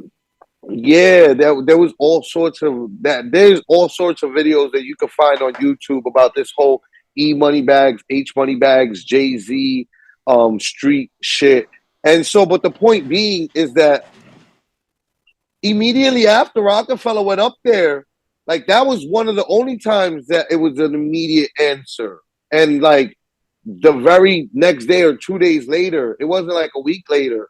It was like Mobb Deep was up at Hot 97 with like, I think it was Mobb Deep or it was Capone Noriega. It was somebody, it was Queen's representation. Yeah. Up at Hot 97. And it was definitely with the direct energy of like, we're here to respond to Rockefeller. Like we're not gonna let them just take over New York City radio. Like Queens is still in the building type shit. And it just doesn't get no coverage like that. Like where like the Rockefeller freestyles looked at, like you could find it on a bunch of lists of like the greatest ever hip hop freestyles to happen on radio. Yeah. But then the response is like it never even happened. There's not even a shred of evidence in existence of it. And I'm like, I remember that. I had to call Poison Pen to confirm. I was like, yo, I'm not crazy, right? This happened, right? I remember listening to Hot 97 and hearing it. He was like, no, yeah, it happened. I remember it happening. I guess there's no evidence of it online. And that's how it was back then. You know, like you heard it on radio, and if you didn't record it, like. But somebody had to record it. What really it probably just didn't live up to what they was trying to do. You know, like these things exist because those motherfuckers was spitting, and it's like, this is crazy, and I need to remember this. You know, right? And you know, that's what I was thinking too. Like you would imagine that, like it could also be the opposite. It did surface, and then Mobb Deep, and then we're all like, hold up, can we like maybe not have this be so readily available? I doubt they would have cared that much. It's more just like the motherfuckers, like it has to be something worth remembering. You know, that Rockefeller shit works because those motherfuckers was spitting, you know? But like rappers would come up to Hot 90. In fairness though, like you would think that somebody would have scoured this and put it out there for the sake of documenting the beef in its fullness. Not if it's just like rapping that doesn't like work or doesn't matter. Like one, you have to think about the fact that if this happened, it's on a cassette tape somewhere. Like, you know, this isn't digital recording. Someone has to take this cassette tape and then transfer it to a digital situation and then upload it on the internet. And it has to be worth doing all of that for. Like, you know, like if you think about Stretch and Bobbito, they have so much fucking footage of so many amazing, like phenomenal legends rapping. Not every freestyle is worth it. Not every freestyle needs to be like archived and like digital. Like Big L and Jay-Z works not only because it's Big L and Jay-Z, but because those motherfuckers was spitting. Like, you know what I'm saying? Because it's like what they were saying, like, you need to hear this. It explains to people like, oh yeah, if I was a record executive listening to this radio station and I heard these two unsigned guys, I would absolutely immediately sign them. No wonder they both ended up signed. But also, you know what I mean? Like it was almost like it isn't, right? But what I'm saying is that to people who aren't from that era, aren't from back then, they can look at it as hindsight. They can look at it as like a linchpin of like, oh yeah, that explains it. And they don't understand all the struggle behind Jay never getting signed. You know what I mean? Never. And fucking Big L like already having been signed at that point when he was doing that freestyle. You know what I'm saying? So it's like, you know, but hindsight is 2020, like you said. But ultimately, my point is, do look at it. My point is, like, if you were to play that for someone today, it's still entertaining because the rapping is so good. Where there's like high level. There's so much freestyles out there that like, oh, this might be like a Method Man freestyle, but it's not worth recording and listening to today because it wasn't like his best. Like, you know, like Hot 97 had rappers up there freestyling all the fucking time. How many of those freestyles are people listening to today? You know? Yeah, not many. Right. Fucking that's kind of you know what's so crazy is like there's just certain shit you had to live through. Like people don't even understand, like when Eminem came out, right? The fucking bootleg people used to have bootleg cassette tapes of just Eminem freestyles from radio stations, you know, Right. that you would just listen to like different freestyles that he did in different radio I stations. bought one of those off of eBay. It was eBay I bought it off of. Right, but this adds to like his legend and also adds to like his popularity. But like, how come like you have to look at it like how come there aren't more of those by other rappers? Because it's like that to go up to the radio station and rap good enough that people want to take it and listen to it later wasn't something that was easy to do. That's why like the Rockefeller freestyle is so good, is because it was all those motherfuckers was rapping. They was fucking getting off. It was you were hearing Freeway. For a lot of people, Right. it was like their first time hearing Freeway and PD Crack, I think, and Oskino and Sparks, and like they just all of them had such distinct, weird, different Philliness that works so well in New York City, though. You know what I mean? That it was like, oh my God, this is fantastic. Right. And then even Bleak had like his best bars, like no kiki, no ha-ha, because there's usually like a lot of kiki, ha-ha that comes with Bleak. And I'm like, yo, Bleak was a great rapper. And yeah, Jay wrote his first rhyme, but like, so what? Like that don't matter when he himself was high level rapping after that himself. It's just, it's like I tell people all the time, you know what? Being next to Jess this weekend, right?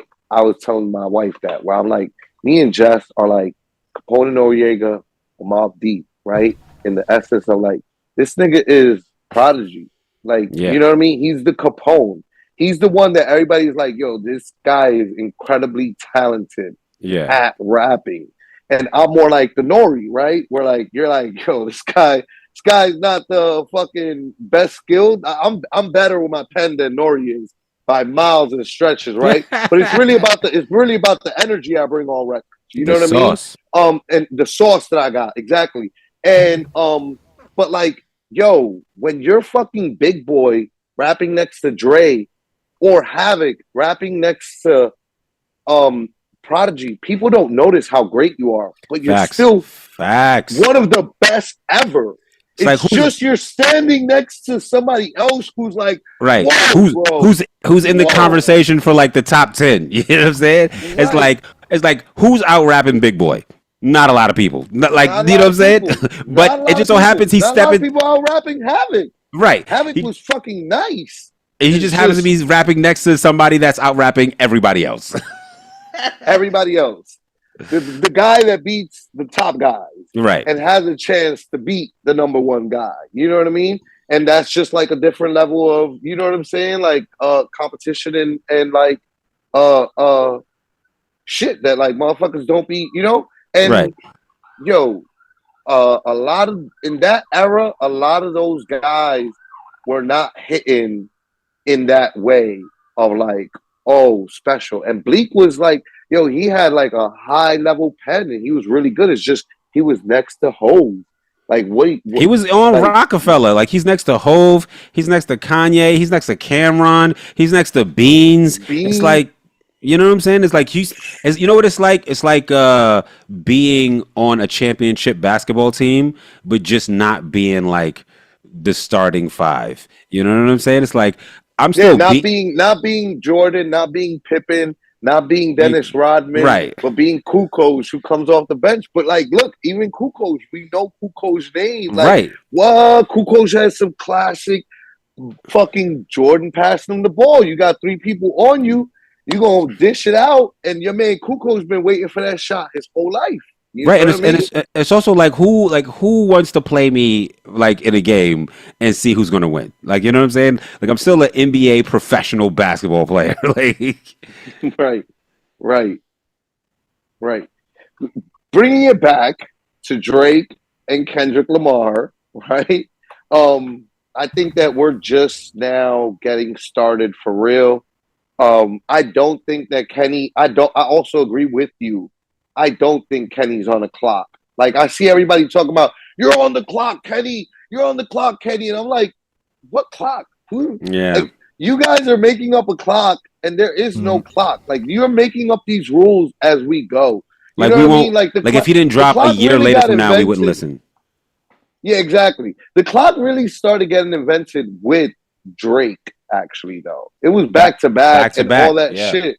That whole moment is what has created this environment of like, nah, yo, you gotta come and It's also immediately and because be like a this lot and of smaller beefs that happen are based on this shit. So it's been something that's been going on in the culture, but not with like they're not moment stoppers. Like you know, like as an example, Chris Brown just dissed Quavo. It got attention, but it's not gonna get the same level of attention. It's not at stopping the all. internet. Well, I tell you this. Everybody in my timeline is talking about that Quavo that Chris Brown diss of Quavo, like it was amazing, and like I think it's cool, but I also like feel like I think it's more like people the shock of like Chris Brown dissing, and then also the shock of like him saying like, you know, we wish Offset, well, I mean, Takeoff wasn't dead and it was you, you know, like it's like, oh shit, Chris Brown just said what, that's making people like overhype that track in particular. But in my timeline, in my friends list, my friends group, like it's like a big conversation. Even Saturday at the party, people were talking about that more than they were talking about the Taylor Made freestyle. I was like, what? And it's also because Chris Brown was rapping, like he was rapping, but Yeah. it wasn't a good, not it wasn't a bad song. It just wasn't a banger. Like Chris Brown, Nah, you right, make bangers. You know what I'm saying? right. Consistently, Uh, you make he bangers. makes bangers, and then he's almost like Tupac. Whereas like for every banger, he makes like 100 like Okay, flops. Like, but my you point know, is, you could have put this verse on a banger, and then that would have been a moment. You know what I'm saying? Like if you would have like sung an R&B song and like serenaded the ladies for two verses, and then at the end of it just dropped a scathing verse against Quavo, like people would have been like, "Yo, this is crazy." But you know, whatever. yo, I think you he know what? wanted to Something else I prove he want to could point rap. out. Oh, wait a minute. Yeah, I just absolutely. saw a tweet that said, "I Agreed. just heard the Quavo response. Geez, Louise, I don't know how real that is." Are we gonna do this live and play the Quavo response? I don't think If it's Yo, real. I tell you this. I tell you this real quick.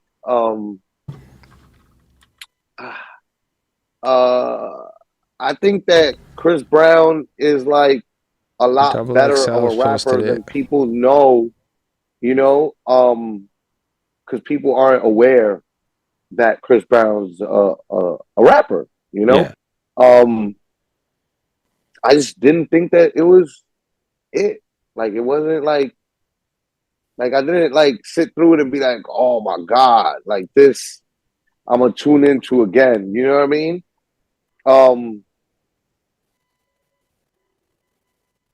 Yeah. Yeah, no. You want to Facts. play I'm it just trying live? to see if Do you they're want to play it live? looking for it. Whatever it was. I typed it. Quavo Yeah, you will. over hoes and bitches Is is it the name real? of it. It looks like it. Oh, you know what I was gonna say Double too? Cell's posted, but it could be AI. You You want never to know know. what I want to point out about all this goddamn beef and all this No, shit? it's on his shit. It's You like want to on know what I want to point out? Quavo's like Let me page. tell you something, Holden. Let me tell you something, Bax. You want to Tell know me. what all this shit is over? What? Pussy. It's crazy that But it, all this beefing and shit talking is over women, yo. For I real. mean, so was Nas and Jay, kind of. Yeah, yo. Yeah, all right, you guys ready? You're right. So was Nas and Jay, yeah. That picture is kind of crazy. Pussy nigga, pull up, crash, shout about your bae. Why you pussy? Little bitch come dance, battle with my Drake. You been fucked your bag up when you punch Rhea in the face. Talking about fashion week, you sparing who? Come punch me in my face. Pussy. It ain't nothing but a fade. You know you lost to Frank. Niggas ran in your house, tied up your aunt cause you ain't pay. This bullet got your name. Don't ever bring up tape, pussy. You know, half of y'all niggas some hoes out here. I'm talking about like These niggas bleed want some money type shit. Bitch. Yo, press the more I call your hoe information. for pussy. I hit your hoe for pussy. I did the favor, coming to save you, but you gon' owe me pussy. I'm on the edge, don't push me. You broke with the feds, you pussy. Committed, coming, ain't did no time, can't fake it, we know that you pussy. Pussy, you, pussy, you, pussy, you, pussy, nigga. Time after time, I pull up and wipe me a little baby nose. Pussy, nigga. Dropping the diamond pillow, talking to these bitches and hoes. Pussy, nigga. Good ain't gold. Pussy, nigga. You been exposed, exposed. Pussy. Little boy wanna die by some coochie. You still fucked up by Karuchi. You tried to beat up Tiana, but Usher wouldn't let you do it. The cocaine got him, your honor. Bipolar disorder, no wonder. You was the greatest, nigga, you fumble. Going outside, I'm watching you crumble. Why they got Quavo out here going back and forth with a singer that turned to a junkie? Never got light skin versus brown skin, nigga finna divide the country. Nigga, you ain't been in the trenches. We step in the yard, you know how that ended. Won't smoke with me? OHB mean fighting over hoes and bitches. OHB. Who gassed you up to put that out? Yeah, that was shitty, nigga. I can take a model bitch and make her sweetie, nigga. Crackhead Michael Jackson, bitch, you better beat it, nigga. I'm still fucked up about takeoff. I want who did it, nigga. I like this too, Chris. Street shit, back to the industry. Where your baby mamas at? No, they got plenty tea. Fuck that pussy. Every time you see me, keep that energy. Keep that energy. Can't believe I gotta beat you by some women, bitch. I call your hoe for pussy. I hit your hoe for pussy. Yo, who is that? Is that Takeoff or is that? I'm on the edge, don't push me. You broke with the feds, you pussy. Committed, coming, ain't did no time, can't fake it, we know that you pussy. Pussy. Yeah, it is, right? That's Takeoff. Yeah, it is Takeoff. Like, what the fuck? I guess he's using old vocals. Or maybe he's using AI? AI Takeoff? Oh my God, that's crazy. But you know what though? I think out of everybody, like there be certain shit with some of this shit that I think is well within their right. Like if anybody has a right to, like when I heard both Beanie Siegel and DOC have considered using AI to make modern music, I'm like, good for them to get back their voices before they lost them and be able to give fans what they want and also to be able to put out their art the way that they would ideally want it to sound versus the way that they're relegated to sounding because of whatever happened in life. Right. I think that's great. You know what I mean? And also this, if Quavo is using Takeoff AI and nobody has that right before he does and Offset do. Yeah. You know what I mean? Like that's their right first and foremost. That's like what we were talking about earlier about being friends and brothers in real life. You know what I mean, Bax? Like it's like if like, you know, something were to happen to you, you'd want Dama frontlining, championing what happens with your catalog. You know what I mean? Yeah, like, and those motherfuckers is actually family. Like that's his actual fucking nephew. So it's like who it's like when you sorry, go on. Like even if you want to say like Takeoff's estate, like he's part of the estate. You know what I'm saying? Like you have like the situation where, by contrast, because this is going to become a real thing, it's the cat that cuts at the bag. Drake using Tupac is perceived by some as crossing a line because he's dead, and it's like leveraging the intellectual property and identity of a dead person for gain. You know why I'm gonna say that I don't give a fuck that Drake used to. I shouldn't say give a fuck. I think it's hilarious that Drake used Tupac is because I think everybody forgets what To Pimp a Butterfly is really about. Every time I listen to To Pimp a Butterfly, I like lose myself in it. I'm like, yo, this fucking shit is so crazy. Until it gets to the end, when I realize that all of those skits in between songs is Kendrick Lamar talking to Tupac. When he's like, I remember you was conflicted, misusing your influence, less than a deep depression. I did too sometimes. Like all of that shit ends with him talking to Tupac. And then Tupac the conversation with Tupac. And then Tupac responds at the end of the fucking album. You know what I'm saying? With audio from a Tupac interview from before he died. It's not AI Tupac. Right. Then like also he does use AI Kendrick, like you mentioned, Holden. You know what I mean? So like, but my thing is like Kendrick used Tupac in his art to sort of like convey a thing. You know what I'm saying? So Drake using Tupac to talk to his disappointment in Kendrick is like in context still part of that whole narrative and hilarious. Agreed. And hilarious. Right. It's, Agreed. It's like Kendrick was like, "Hey Tupac, I remember you was conflicted," and now Tupac is like, "Hey Kendrick, I'm conflicted about how you losing this battle." It was pretty good. That's hilarious. I don't know. Drake executed that excellently. Everything. He's got comedic timing. Like the way he even had Tupac and Snoop Dogg diss himself on the track, just because it wouldn't be realistic if that wasn't there. People are comparing it to Eminem and 8 Mile. I wanna bring something to people's attention also in all this. The reason that he does do well, it's not only all these things that we've been talking about, but like Drake constantly has made fun of himself in the public eye, in videos, in music videos. He, from the very beginning, SNL, Obie O'Brien, he was constantly going on SNL. He goes on, he hosts the ESPYs and makes fun of himself. He does skits on there and makes fun of himself. He is constantly, I just saw for the first time that skit from a few years ago, him working out to that Taylor Swift joint, Bad Blood, which is like, what is this? This is hilarious. And like, then Taylor Swift did one. What did he do this for? Taylor Swift did one to his music. I forget which song it was. It might have been Back to Back.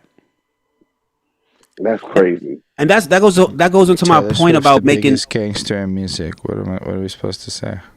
That also goes to my point about making it like a moment. Like, so he fucking releases Back to Back.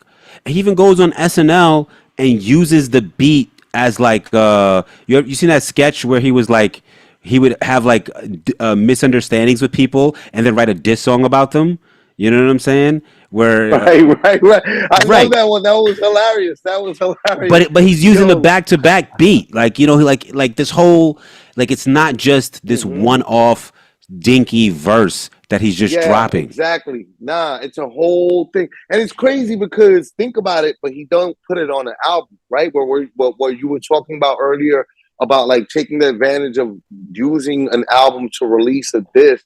He's not doing that, but still doing like an album rollout for a disc. You know what I'm saying? Like even using AI in this other disc, like you're solidifying now when it comes time to whenever and years from now when they're talking about AI and how AI came about and how all of this shit happened, like this song will be part of that conversation forever.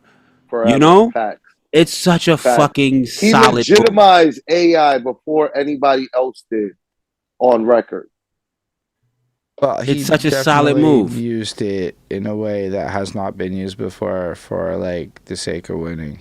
And it's ill because he used somebody dead and he used somebody alive. Right. And because if you check, Snoop also reacted to that. What did he say? Are you going to talk about that, Holden? No, I didn't see the Snoop reaction. He was just kind of like, when did I? Yeah, like it was a non-reaction reaction. You don't have to look it up because he's like cool with Drake, right? He was on Drake's last project. He's the nigga that said he don't miss in the heat of battle. He don't miss. Don't forget that he was talking about Drake when he said that. Yeah, yo, I don't want people to forget. Like he really, like if you go and watch Drake skits online, he's a funny guy, man. He really gets it. He also gets it like for his music videos. All his music videos have that little hint of comedy in them. That music video of what's the one?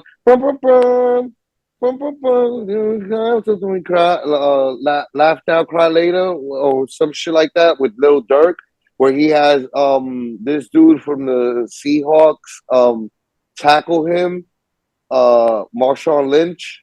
He does? Yo, that video, Marshawn, yo. Go watch that video.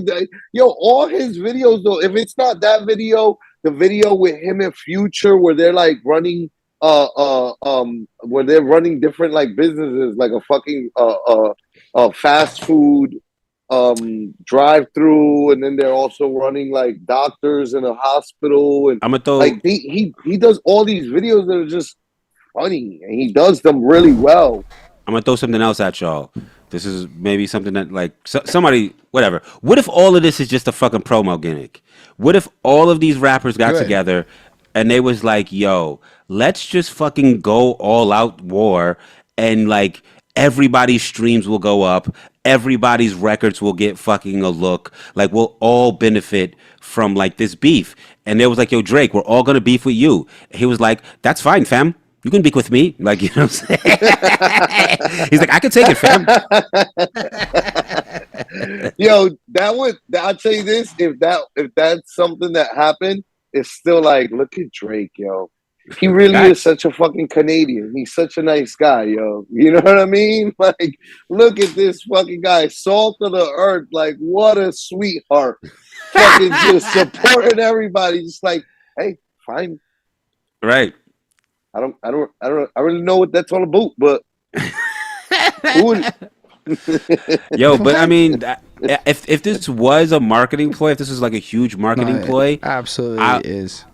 I would be like, this is great. Sometimes I think. Listen, the only reason I don't like, think it is because think about it. Like at the end of the day, also not to do with this, and also like I want to make sure that we cover them separate. But like the Chris Brown and Quavo thing can easily turn violent very quickly. Like you just talked about his dead nephew. I don't think that's a marketing. How you been wanting to like fight the other one. Yeah, and easily that could turn violent, and somebody could get hurt, and people will try to tell Drake and Kendrick to cool out, and it's like, nah, one thing don't got nothing to do with the other. And two things can exist at the same time that are polar opposite of each other. You know what I mean? Like Drake said in his shit, he's like, I'm pulling up with all my chains on, but with security. Like he's not acting like he's coming in like street. He's like, no, I mean, I'm gonna come in armed and protected, but I'm gonna pull up with all my chains on. And what you gonna legal protection. But also Drake. That's gangster. So I really do believe though that even if it's not coordinated at the level of like a bunch of people in a smoky room having a conversation type thing, it's coordinated in the way where all these people hire marketing specialists to like look at numbers and trends, and everybody's seeing the same writing on the same wall, and everybody's stepping up to play ball right now. Because I'll tell you this, let's be honest, hip hop isn't in the best place numbers wise, as much as some rappers are selling out and making the biggest tour numbers ever. Last year or the year that they made a big spectacle, the numbers, it was low, but it was still incredibly high. Still the highest streaming genre. No, I'm saying from a touring perspective. It's just there was no rapper that had sold whatever records. Listen, I tell you this, man. If that is true, right? Credit where credit's due. I fully believe that that's because their marketing teams, their publicists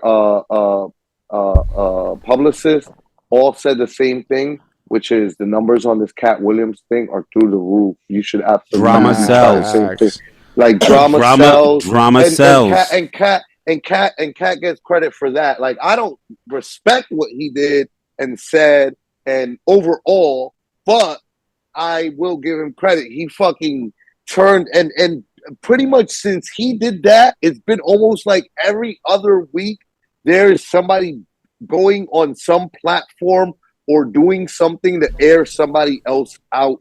Everybody is doing it. It's just like Cat Williams is definitely ushered in the year of the beef. The year of gossip. It's all about like talking about somebody else, yo. Like everybody is.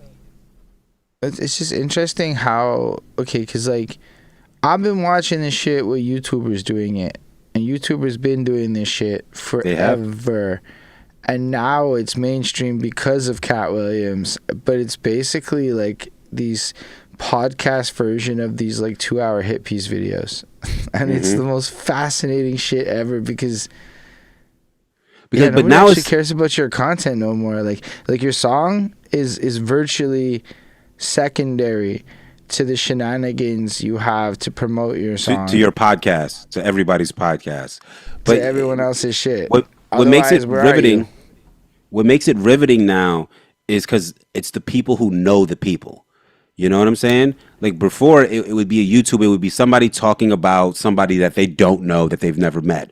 Now it's like Cat Williams talking about his contemporaries, and then his contemporaries respond to Cat Williams, and then somebody who knows that person responds to that person, and then like, you know, now it's fucking Joe Budden talking about people whose number he has in his phone. Now Rory and Mal have information straight from OVO. Like, you know what I'm saying? Like the gossip has reached the actual people that now it's the people that we're talking about themselves.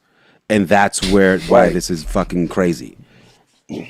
But with that said, I mean, at 9:00, are we reviewing movies? Because I gotta get out of here sooner. These movies and get out of here. All right, Definitely not though. Preach, because Preach is in the comments. He's saying people acting like Cat is the first person to put people on blast via media. No. We're not saying he's the first. And even Hit 'Em Up wasn't the first, right? Like we're saying what he did started something that hasn't slowed down.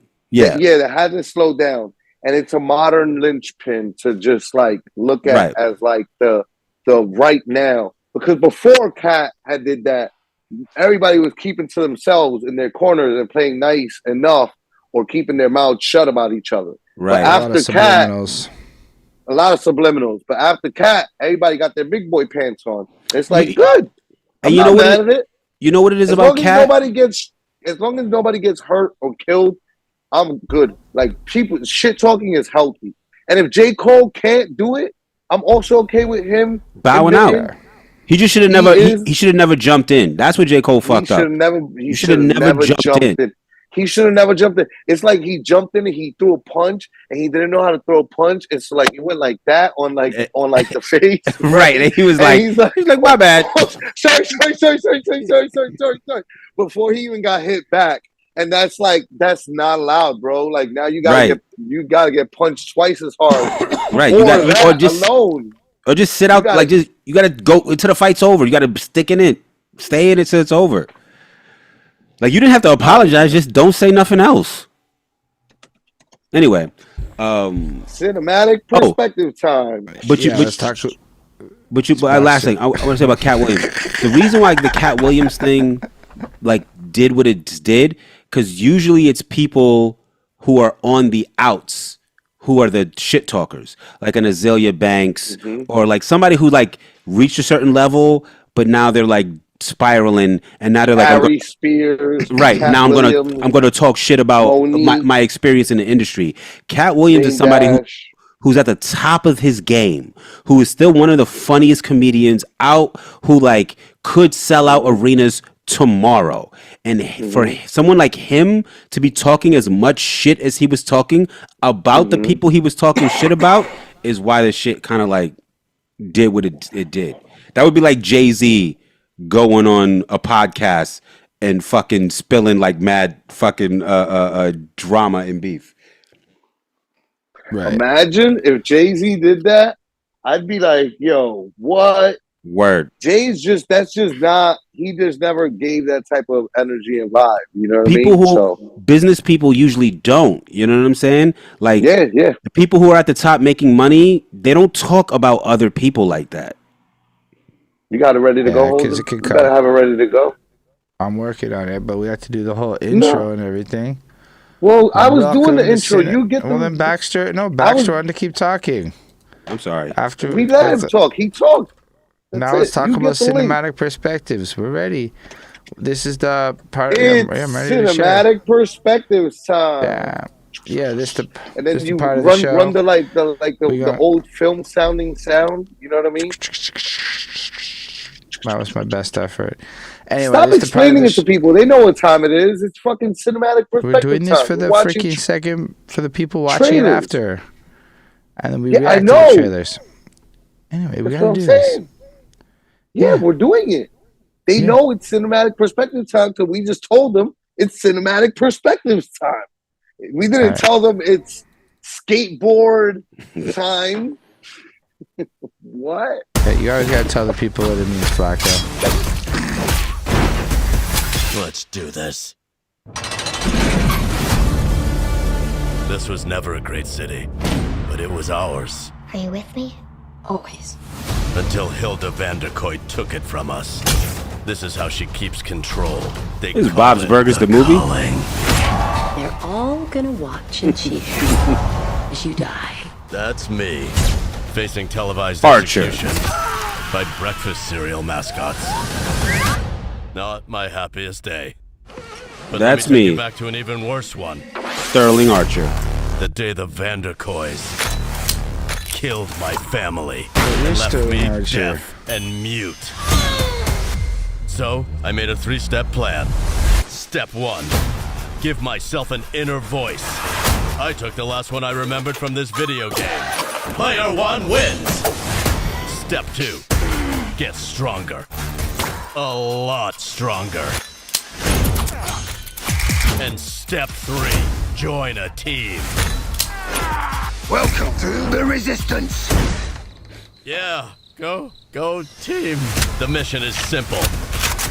Make the Vanderkoys pay for what they have done. Insert crazy action montage. You fall in love, is caving in. You never been so nuts about a guy you wanna laugh. Here comes the hot dog. You cross your heart and hope to die. You know how hard it is to get a cereal company to sponsor mass murder? Wow. You ring the bell. You shout, you yell. Plan time. I don't like this plan. So what's the use? I'm falling in love. You have reached your final destination. Oh my God, no! I have information. I'm gonna help you. Stop! Probably wasn't gonna help us. Definitely sounded like he was gonna help us.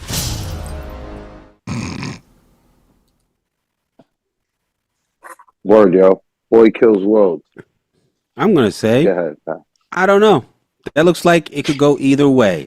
That is, it's got a couple of signs of things that I look for that I think something is gonna be bad. Like whenever they say produced by, and the produced by is somebody that like is the reason to see the movie, more so than like the director or the people in it, I'm like, oh, this isn't gonna work.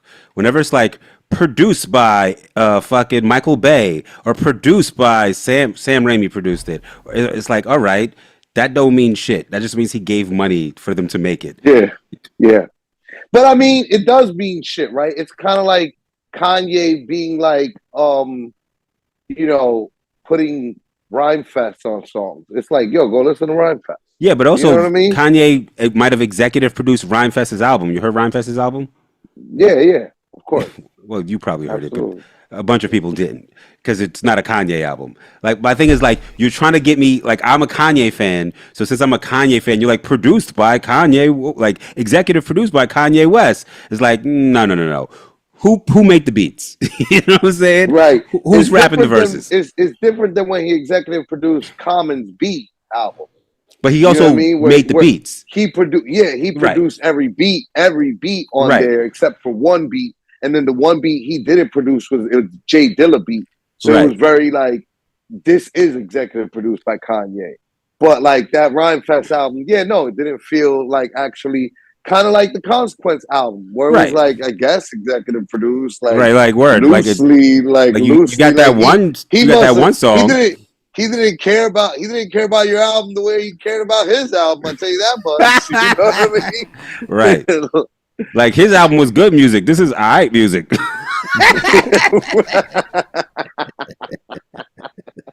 Right. So produced, you signed to produced by, music.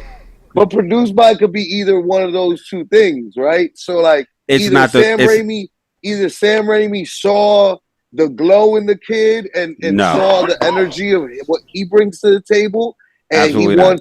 he wants to bring it forth, or If that's the case, or Sam Raimi's He name just wouldn't wants be to that. slap his name on things. No, it's not. It's because his name was first, and it was bold, and it was big, and then produced by is like mad small. It's like they just want you to think that Sam Raimi has more to do with this than he does, and that's usually a sign that the movie's not that good. Right. Word. But You pointed out.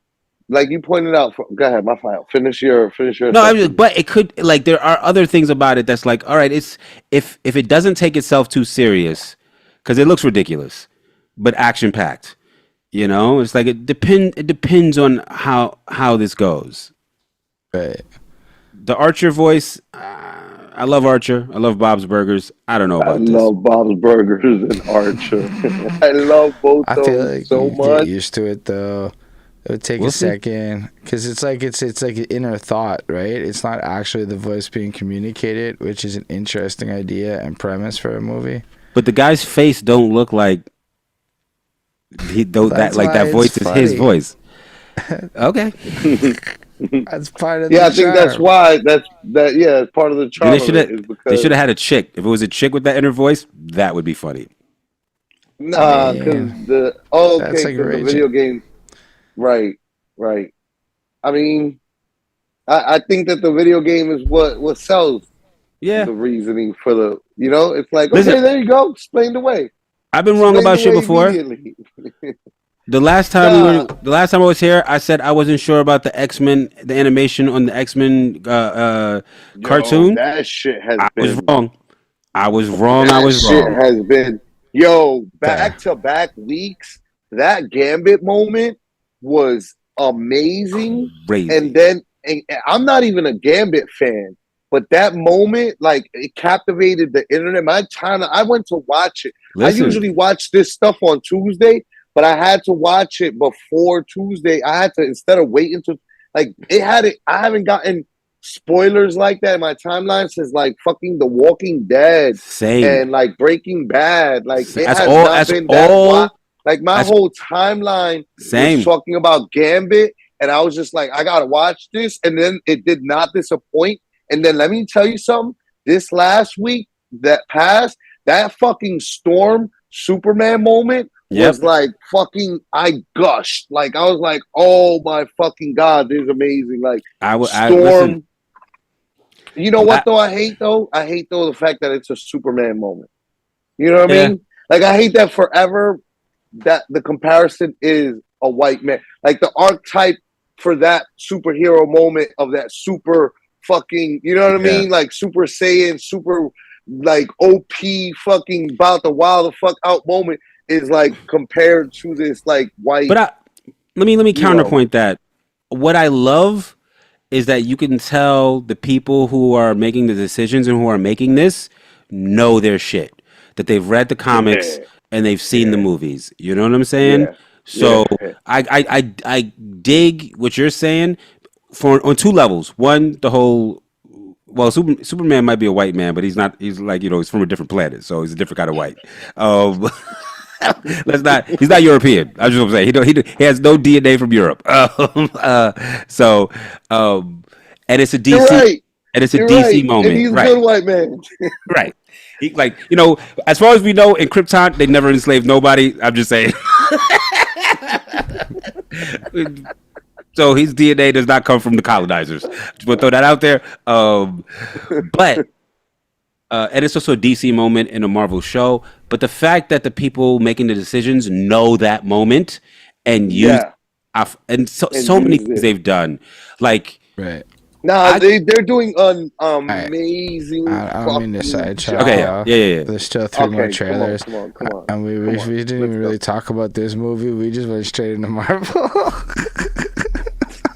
I just had to bring something up because I've been thinking about how I said that I didn't know how the animation was I going to don't be. even know You if also, Flacco you want to watch also this were, movie. you also were accurate about wild other things. I forgot Yeah. what it was. Facts. Oh, you were super accurate about Road. You called it with Roadhouse.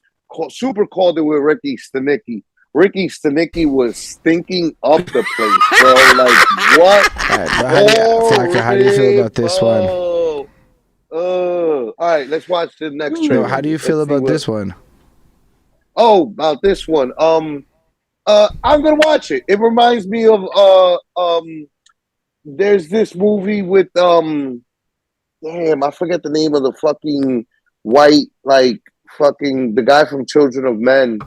Nah, because the guy from Children of Men is James Bond, isn't it? The old James Bond, Pierce Brosnan. What's the other Pierce Brosnan? Oh, Clive Owen. You ever seen that movie like from like 20 years ago with Clive Owen, Shoot 'em Up, where it's just like obscenely absurd shoot 'em up type of movie, where it's like I feel like that's what set off the Fast and Furious absurdity world. You know, like it's kind of like these like super. Oh, it was called Shoot 'em Up. Yeah, it's called Shoot 'em Up. I think his name is Clive Owen or something like that. Yeah. And it was like if you go watch it, it's crazy because right, like we have friends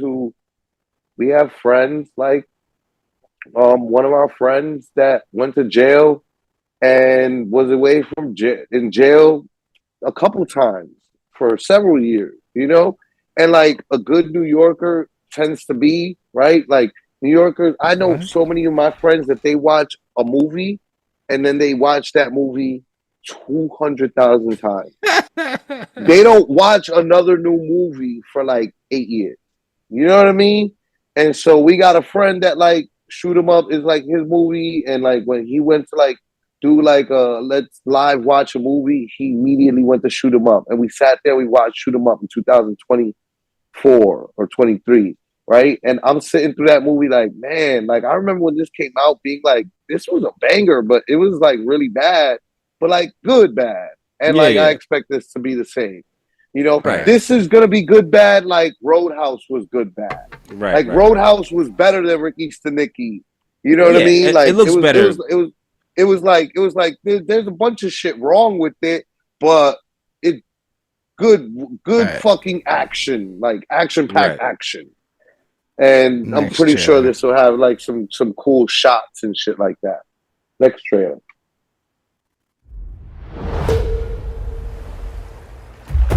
You think that tennis is about expressing yourself, doing your thing. You don't know what tennis is. What is it? It's about balls. Tashi Duncan, she's in another league. You were incredible today. To have a fashion line, a foundation. It's gonna turn a whole family into millionaires. What are you gonna do now? Unfortunately, my only skill in life is hitting a ball with a racket. I want you to be my coach. I want you to be my coach. How often does this happen? Going after the same girl? Come here. Which one of us?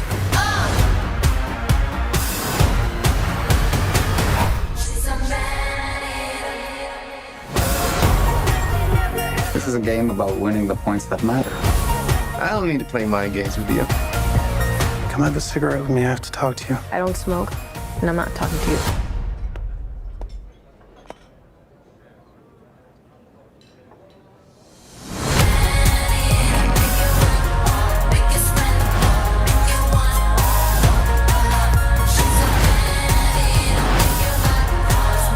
He's not in love with you. What makes you think I want someone to be in love with me?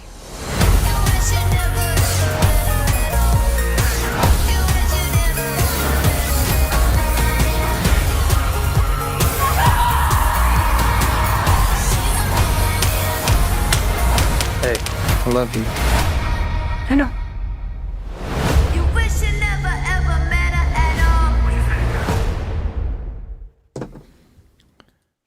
Yo, first thing that I want to say about all this is it looks like Zendaya is like trying to change her like name to like one name, Zendaya. Like I'm the one and only Zendaya in the whole world. Has she ever gone by her last name? She had, yeah. When she first came out, she was doing all that shit. She had. What's her last name? Like, I forget what her last name is now. I've only ever known her as the she's singular been so Zendaya. That she's been so Zendaya'd out now that it's just. Second, I want to point out we just had our first titty on the show. That's awesome. You know what I mean? It's almost Tuesday. Shouts to Titty Tuesday. Yeah, that was the UK Ireland trailer, and they're like okay with nudity. Third, this looks like Euphoria, the tennis movie. I was Euphoria thinking the movie, tennis the edition. same thing. Not that it looked like Euphoria, the tennis movie, but how they're using her Euphoria sort of like momentum into this movie, and how that was smart. This Yeah. was like she had a bra on, no? I don't think so, buddy. I could have sworn I saw a full fucking titty and nipple on the side when she was in the bed with them both. But I think that this is her. Like, she's a part of this young generation that are a part of like, yo, we don't have to do what all the generations before us did. And we could do whatever the fuck we want to. And this is what I want to do. And, you know, if making fucking Euphoria-esque content is like her jam, like, more power to her. It looked like it's gonna be probably praised. I'm probably not even gonna watch it. If I'm being I think the perfectly honest. reactions to it, the people who make YouTube commentaries about this video, about this movie, are gonna get watched way more than the movie gets watched. Because I would absolutely watch certain creators watch the movie for me and talk about it. That's the kind of movie it is. I agree completely with Flacko, 100%. Like, it's probably going to win awards. There's going to be a lot of people praising it. It's just not something I care to watch. Like, even the trailer, like, nothing is happening in the trailer that I'm like, ooh. It's like from the minute, it's like, all right, they're fighting. Flash. They're fighting over her. I love you. You know I love you. I know. Right. You know what I'm saying? It's like, got it. And then also, like, the Man Eater song that they're using, I'm like, this, like, you are selling Shout it. out Canadian treasure Nelly Furtado.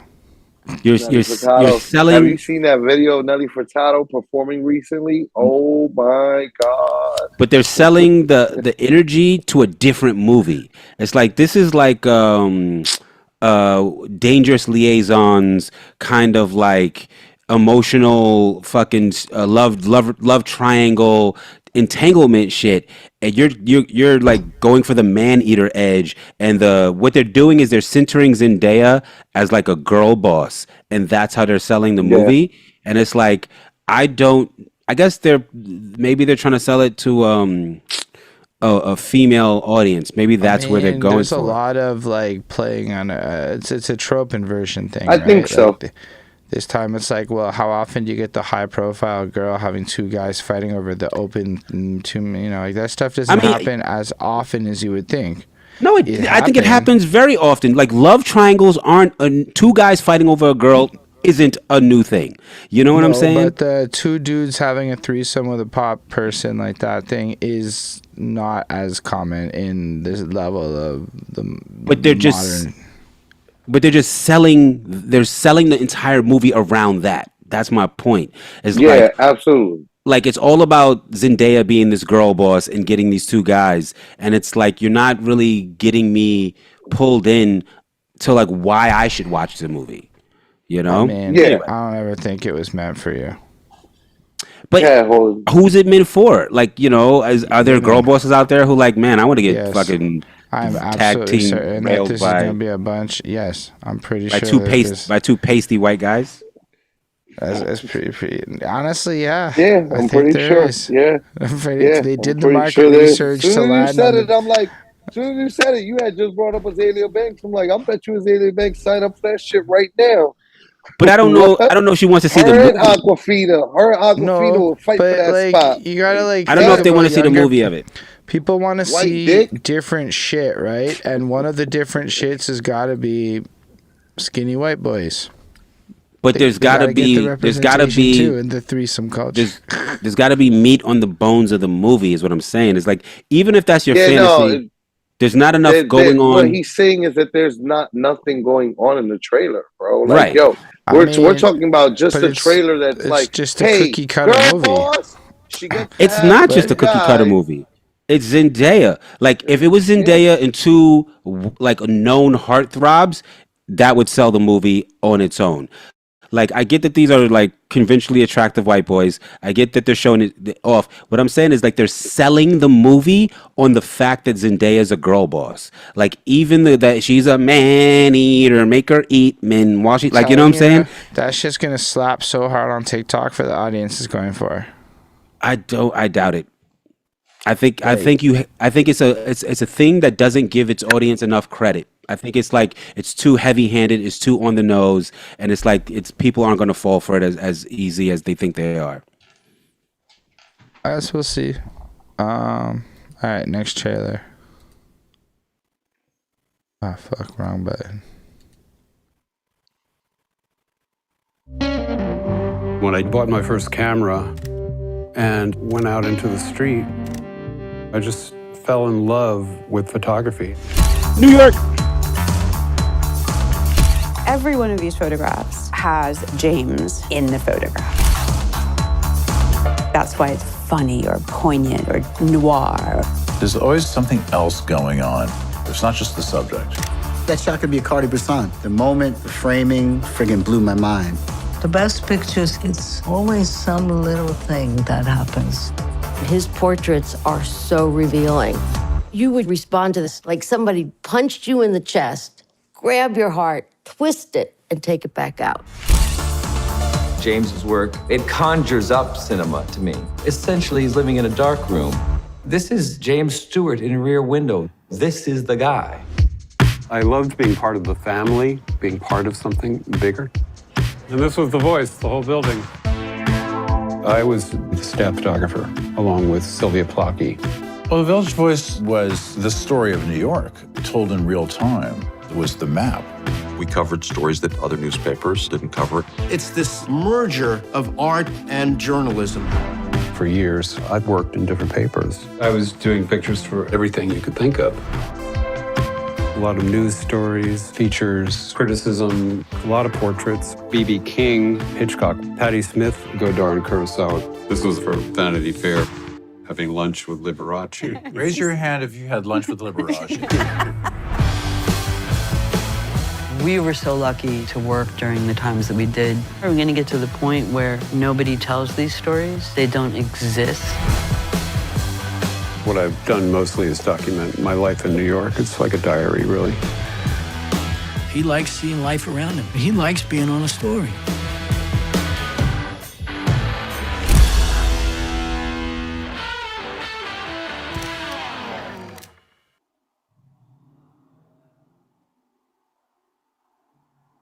Absolutely love it. Want to see it right now. That shit looks fire. Oh my goodness. But I'm the target audience for that. Born and raised New Yorker that loves New York, that loves hearing stories about how fucking cultured and dope New York has always been. Right. Zendaya is not your hero, is what I'm hearing. Listen, if he had took a picture of her, I'd be like, that's dope. It's Zendaya's in this movie. Word.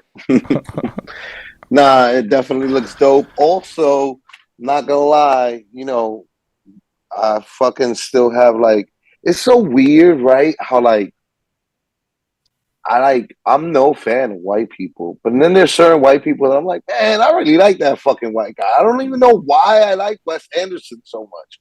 I don't know why. Something about his movies. He's got the sauce. And Guy Ritchie's movies. I'm just like, man, I fucking like these white guys' movies. Like, it's not Quentin Tarantino that does it for me. It's like these two motherfuckers. Royal Tenenbaums. I could sit there and watch Royal. I'll turn into that hood motherfucker I was just talking about and watch Royal Tenenbaums 200,000 times. I love it. I'm gonna point something out. Wes Anderson ain't got shit to do with this movie. He's in it. Executive producing it. He's in it. He's in it. He talks for like 2 minutes. You know what I mean? Word. And I'm just like, oh. I mean, to be fair, I do think somebody like Wes Anderson doesn't throw his name around as loosely as other people, and he does have a degree of quality control because some people's executive produced buys are of a different value. Yeah, Sam Raimi, you're not wrong. Buys.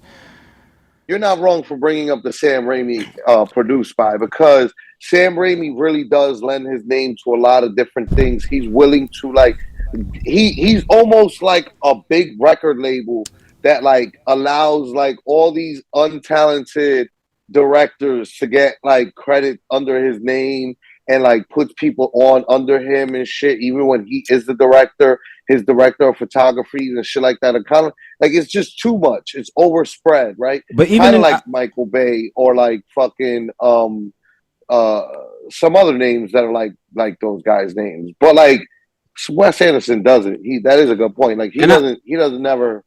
And He only just directs his shit, and that's it.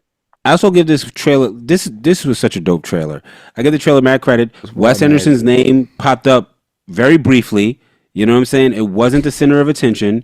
Like the photographer guy and the story was absolutely the center of attention. And like everything they showed just made me want to see this movie more. Like all the photographs they showed, people talking about this dude. And then I didn't even know that they was gonna transition to being about the Village Voice until like halfway through the trailer. Right. Oh shit! Oh shit! Even this is even more interesting.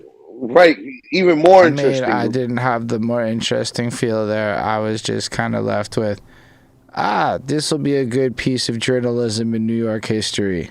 This Do you know what the Village? Interesting. Do you know about the Village Voice? I could extrapolate its significance from the trailer. So the trailer did a really good job of selling it. But I don't know. Like extrapolating its significance is one thing, but like the Village Voice is a very specific and unique type of paper in New York City because it was free everywhere all the time. So New York City used to just have. Okay, no, I know the equivalent of Montreal's version of the Village Voice kind of thing. I made mention of it before to Baxter on this show about going to Fat Beats. Right. And even if you were broke, you could walk out with a Village free Voice copy of the Village Voice and that month's Vice magazine, which was also always free. But Vice was like, it was crazy because it was like, what? Why is this free? There's a magazine. Like you could tell you put money into this and you're giving it away for free. I'm That's pretty so sure Vice weird. comes from Montreal and they had grants. So, but like to the point of Vice, like the Village Voice was sort of the Vice before Vice, or like the 80s, right, 70s it was the Vice, 80s, 70s Vice, right, and like it was always culture. It was always like they even fucked with hip hop before a lot of places fucked with hip hop, Right. and the fact that it was free kind of made it democratically like the paper of the people. Also in the back there was like mad prostitution, but that was a whole other fucking thing. But like the significance of it to New York is there's a whole bunch of papers. Like, I think every major city had its version of that paper. Yeah, but like I think that the thing that he's trying to highlight is like the Village Voice is like it's look, one of the photographers is getting a documentary. You know what I mean? And that's just like, I'm pretty sure the tip of the iceberg of what they could do for the Village Voice. It's one of those things where like there's a lot of documentaries that are missing in the game. You know, I tell people all the time, one of my genius ideas is like, why isn't there like a street team doc? I remember the street team wars of like promo. Like people don't know about like how crazy promo was in New York City. It wasn't like that anywhere else because it couldn't be, because there is no other city like New York City. So you couldn't understand it. You know, even the Village Voice. Token, most people don't have that same connection to it. Like I can hear what you're saying. But that's what I'm saying. Like Preach is bringing up Montreal versions because that's what we do. We're gonna connect it to what's local because that's the only way to really create that. So but like, the difference, you could justify the differences, and I appreciate how significant they are, but I'm never gonna really relate to it in a meaningful way. But it's not for you to relate to. That the difference that I'm putting out, it's to point out the Village Voice's significance, like to the world at large. So like while you could be like, oh, there's an equivalent to that in Montreal, or there's an equivalent to that in Chicago. The equivalent to that in Montreal and Chicago, I don't know if they're getting like dinner with Liberace, if they're like interviewing like other world leaders and like these like national level sort of like moments and things. And it's like New York has this unique experience of being like, if shit is big in New York, it could be big in the world. And there's not a lot of cities that have that same sort of like DNA. And you know, I know me and Flacco always like go to like rah New York. Like, I hear what you're saying. I'm just saying that in response to that whole extra element Like, look, like, but it's like the village. Like Preacher's saying, the Village Voice was huge. We had to go be in New York to get it back then. So it's something significant that, like, I don't have the same deepness as you guys are getting to it.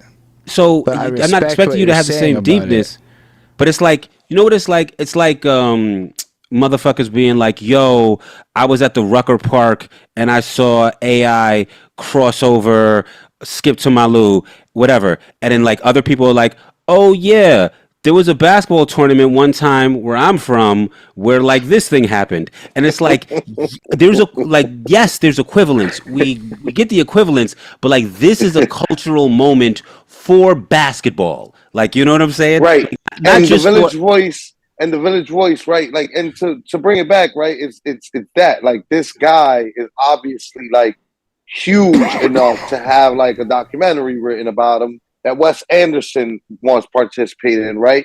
It's like when I hear people talk about the LA Times, I'm like, oh yeah, well the LA Times is as prestigious as the Wall Street Journal and the Village Voice and these right. papers that are these seminal papers. It's kind of like what's the DC one that is really big and huge, that if you watch movies about media, that's what they've been based on. The writers at the LA Times, when the fucking Zodiac Killer or whatever the fuck, you know what I mean? The Village Voice writers with Summer of Sam and just these moments of like these writers that are like at a place that matters, at a time that matters, that history is being made. You know what I mean? And my overall point is like usually sometimes when people like point out that there are like equivalents and the equivalent isn't equivalent, it's kind of like, oh no, you don't get it.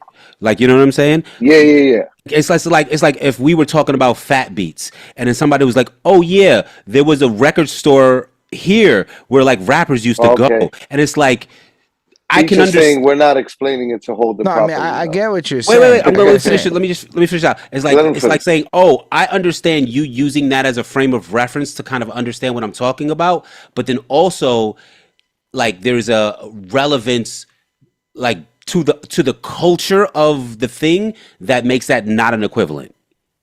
You know what I'm saying? Right. Like Fat Beats is relevant to hip hop in a real way, and like the Village Voice, it was a very New York paper, very specific to New York, but like it was like to this day, if people see the copy of the Village Voice in media, like it doesn't need to be explained. It's like, oh, word. You know what it would be like, Holden? It would be like if you came to New York, right? And I take you to a Dominican restaurant where they serve you salchipapas, right? And I told you, yeah, there's like poutine. You'd be like, this is not like poutine, sir. Like this is nothing like poutine. You'd be like, this is nothing like poutine, sir. It has French fries. It's got a protein. It's missing a bunch of other ingredients that make it fucking poutine. You understand? And also, poutine has a cultural there's like I get that there's a free newspaper in every major city, right? But every major city doesn't have, or every city, but like every city doesn't have like fucking in New York City? Well, and to be honest with you, we don't even have a Village Voice anymore. Yeah, we don't even have that no more. But what I remember having, that's why I say I remember bringing it up on this show, telling you literally like this is like going up to Fat Beats and getting free. Like that's where like you would be able to get free culture outside of hip hop in a hip hop avenue. Like that was like I got exposed to a bunch of white shit through Vice and the Village Voice in New York City, and then that made me be more aware of just shit going on in my own city, and then participated in those circles more comfortably, knowing like, oh shit, look at all these fucking white people that are like not typical white people. But yeah, we're harping on it too much. We are. Let's move on. Next trailer. Last trailer. Check it out. So all those 3 movies coming out this weekend, April 26th. But this movie is not coming out till July, but the trailer came out today and it's making the rounds and everybody's talking about it. So we're gonna watch it. Just give me one more drink and then I'll leave. I told you, you're not welcome here. You're not welcome anywhere. Now get the fuck out of my bar. Just give me one more drink and then I'll leave. Hi, Peanut. I'm gonna need you to come with me right now. Look, lady, I'm not interested. All right, well, I'm sort of on the tick-tick, so upsy daisy. Here we go. Oh, whiskey dick of the claws. It's quite common in Wolverines over 40. You don't want this. Unless you want to take a deep breath through your fucking forehead, I suggest you reconsider.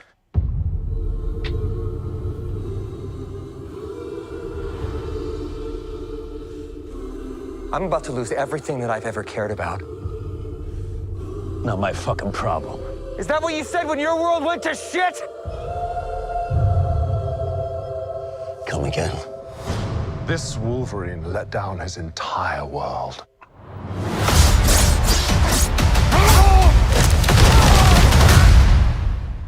Want to talk about what's haunting you, or should we wait for a third act flashback? Go fuck yourself.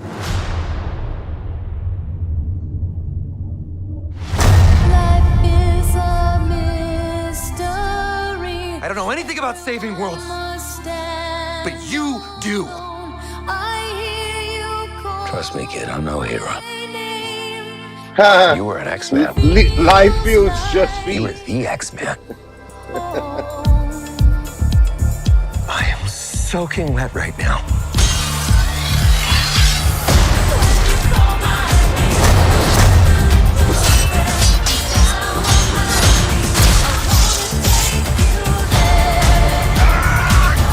Boys are so silly.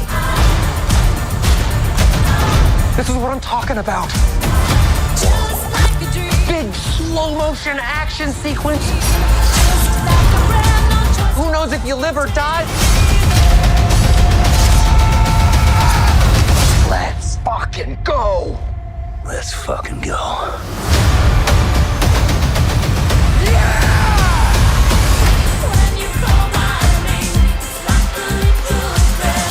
Want to do some cocaine? Hey, cocaine is the one thing that Feige said is off limits. What about Bolivian marching powder? They know all the slang terms. They have a list. Even snowboarding? Even disco dust. White girl interrupted? Even forest bump. Do you want to build a snowman? Yes. But I can't.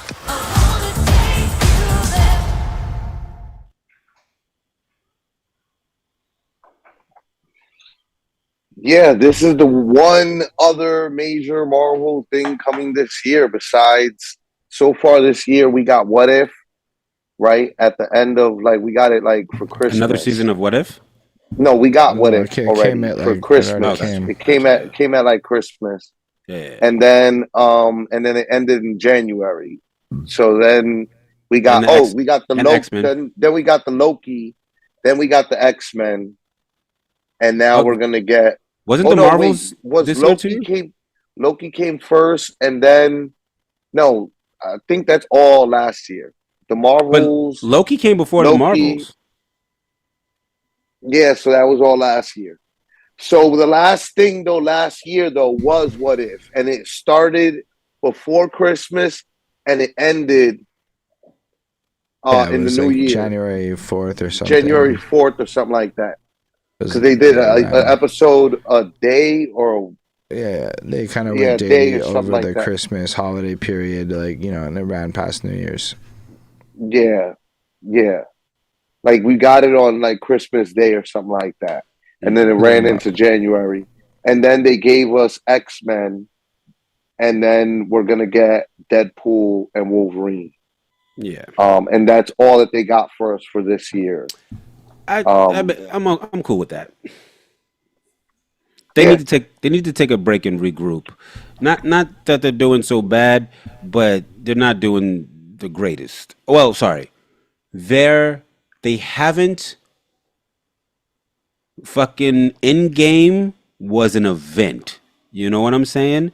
And since Endgame, they haven't done anything. That was a 10-year fucking buildup. Right, absolutely, and you know it's to be expected. But it seems like they keep trying things and then readjusting in the moment and like not necessarily getting the same momentum. Because I feel like after Endgame, like when they did WandaVision and they did the first season of Loki and even Falcon and the Winter Soldier, like those were amazing. Like WandaVision was one of my favorite fucking things of television in a long time. I'm excited about this. I think Ryan Reynolds really knows what he's doing with the character. The first two Deadpool movies are like fucking some of my favorites. I am a little worried hearing all the gossip and the rewrites and the fighting with the studio. And I hate it when business people get involved with creative people's shit. Like, you know, because I haven't been too thrilled with like She-Hulk. I didn't see the Marvels. I hear it was good, but even the stuff surrounding that was kind of like messy. But I'm optimistic about this. This looks fun. It does look fun, and it looks playful and whatnot. I also think they do. I'm not. No. I'm probably not gonna watch it. What? I don't really watch the Marvel. He's not a Marvel movie watcher. I'm like, so have you ever seen any of the Deadpool movies? Nah. Try them out. They're hilarious. I mean, you're probably right. And it's not that I don't want to try them out. I'm actually just trying to keep up with shit now. I'll be watching a bunch of stuff, but like the newer stuff. And Marvel feels like an investment. And like if you're not in it, it's a big investment to make because you're not in it. Look at it like this. Don't invest in Marvel because Deadpool's also just joined the Marvel continuity. Just watch the first two Deadpool movies and then watch the third one. That's the only investment you got to make. And then also all the X-Men movies and the Wolverine movie. I understand. I'm just I know I get how it goes. I've been around Marvel fans for the whole also time. You gotta watch the Loki series because the TVA is in there. You gotta watch the Thor movies, you're missing and you out kind of on gotta all watch the Avengers movies. The interconnect. You know what I'll watch? I'll watch South Park satirizing that shit. That's what I'll you know watch. what he watched? He watched fucking What If. Oh yeah, I did watch What If. Because you can watch that on its own. What If. Yeah, because I'm very interested in X-Men 97. Like I'm interested in X-Men 97, but I want to watch the older ones before I watch that one because I think I'll enjoy it. Let me tell you something. Let me advise you, Holden, on this one. I would pass on that, bro. Like the way you thought about it is like nowhere near as like when you sit through it, it's gonna be like, oh my god, this was really bad, bro. We were kids though. We didn't, you didn't know good, right? Do you read comics? No, Holden? But I'm like adjacent to comic people, but I don't really go out of my way to read comics. But I appreciate you calling real books adjacent to comic shout books. out my mans who made comic books. He produced his own Nuclear Convoy. You can hit him up, and he drew this shit. Because a lot of people who read books and don't read comic books tend to be very disrespectful towards comic books. I've read a couple of graphic. Because here's the thing, I find it really challenging to read that shit. Actually, it's a completely different skill set than what I'm used to. When you're reading a graphic novel, all the visual information is as much there, and you have to like pay attention to all this extra shit, whereas in a book you're just describing it with words. It's good, you flow, it's easy. I find it not hard, but it's a lot more effort for my brain to process the full story with the visual elements in my face, so it doesn't do as much for me. Like the shit I'm more drawn to is often conversational, although I do have to give Guy Ritchie his credit. That Gentleman shit, that shit is amazing. I am really enjoying The Gentleman. I will say, X-Men 97 wise, if you have been keeping up with the X-Men in the last decades or so, like it's a very rewarding series because a lot of the things and I give them credit because they're like the pace is light speed. Like they're tackling whole fucking storylines in one single episode, and that's like very hard to do and still sort of like get the information you need to get out of it. But like they know what they're doing and they're doing it. Like even the stuff with Flacco, the stuff with Madeline Pryor, the stuff with Genosha, like the whole Genosha thing was one episode. You know what I'm the saying? whole thing. Yeah. I was Man, trying to tell people. I I'm a think lot more that like if interested in the anime. Sorry, go on. they're getting really close with this animation to getting to this modern comic book Right. storyline. The House of X, Powers of 10, House of 10, Powers of 10, however you want to fucking call Yeah. it. I call it House of X. I'm like, how are we It is turning House of X into X. 10? Yeah, Yeah. but people, I've watched wild other comic No, book fuck that. things, and they're Everything like is X. House of Everything is 10, X. Powers of 10. I'm like, 10? You It's know, always been it's X. X because it's X-Men. X for Anyway, extermination. that whole storyline is so amazing, and they're getting very, very, very, very close to touching on that, and that makes me really happy at the idea of the prospect because the storylines are so like when this is all said and done in another year, and they got the omnibus and the paperback out of this whole story and all of it, I'm absolutely getting it. I'm getting all the volumes. It's my favorite X-Men storyline ever, and I've been there since the 80s. And I think I really the animated love. ones I like more than the live action ones, because I fucked with the X-Men cartoons as a kid, so like I have that like nostalgia, and it wasn't just I'll X-Men. tell you this. I fuck with Spider-Man, Fantastic Four. Like I watched all them joints when I was younger. All the 90s ones. You know It's what's just that the live action movies in the 2000s were not my favorite, and then I did enjoy Iron Man and Iron Man 2, and then I tried to follow the Marvel Cinematic Universe, and I realized early on where it was going, and that I was never gonna do it. I was never gonna watch enough shit to like make to get the reward out of it. You were like, I'm not doing that. I'm not doing that. I'm good. But I respected it. TLDR. Respected. I was like, I'm Yeah. good. I think the MCU is the perfect counterpoint to people don't have attention spans. I'm like, have you seen the obsession of the Marvel Cinematic Universe? That is like quite the proof that people have attention spans when they want it. They've created a secondary market with the YouTubers, like what you were talking about earlier. Like, yo, there's like a whole secondary market of people who like just like tune into this content 24/7. They're subscribed to like pages on Facebook, Instagram, Twitter, on YouTube, and all they do is consume this secondary, just media. Word. Fair. And I know it's getting. Sorry, go on. I mean, it's all dope, and to your point, I think there does need to be more like stuff that you don't need to be part of the larger. But that's how what's so ill is like that's how comic books work. It should, but I don't think it should be like that. I think that like it's just that the people that love Marvel have to respect that the ones of us that don't like. I respect Marvel for what it is. It's not like I think it's corny or anything. I just That's all not the what geekdoms out there. I think it's he's part a of the charm Pokemon of it. guy, you know what I mean? Part of the charm of it is that it doesn't care if I watch it. It's No, doing its but that's thing. not what I was gonna say. Like even when you read comic books, right? Like you might pick up to this month's X-Men and it's in the middle of a story and you're like, oh, I don't know what the fuck is going on. I gotta go get some backlogs or whatever. But then there's other comics that you could just like jump in because like it's a one shot. It's not part of the like it might exist in the larger world, but it's not part of the larger world. And I think they kind of were doing that with the Netflix shows for a minute, where like if you watch Jessica Jones, all you had to do was watch Jessica Jones.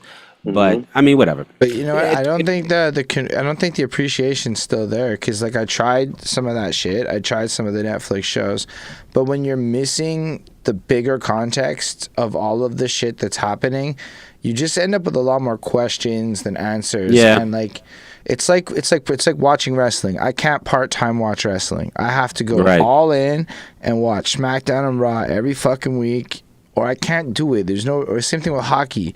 I stopped watching hockey because it got obsessed anyway. Yeah, sorry. Do you know how to make those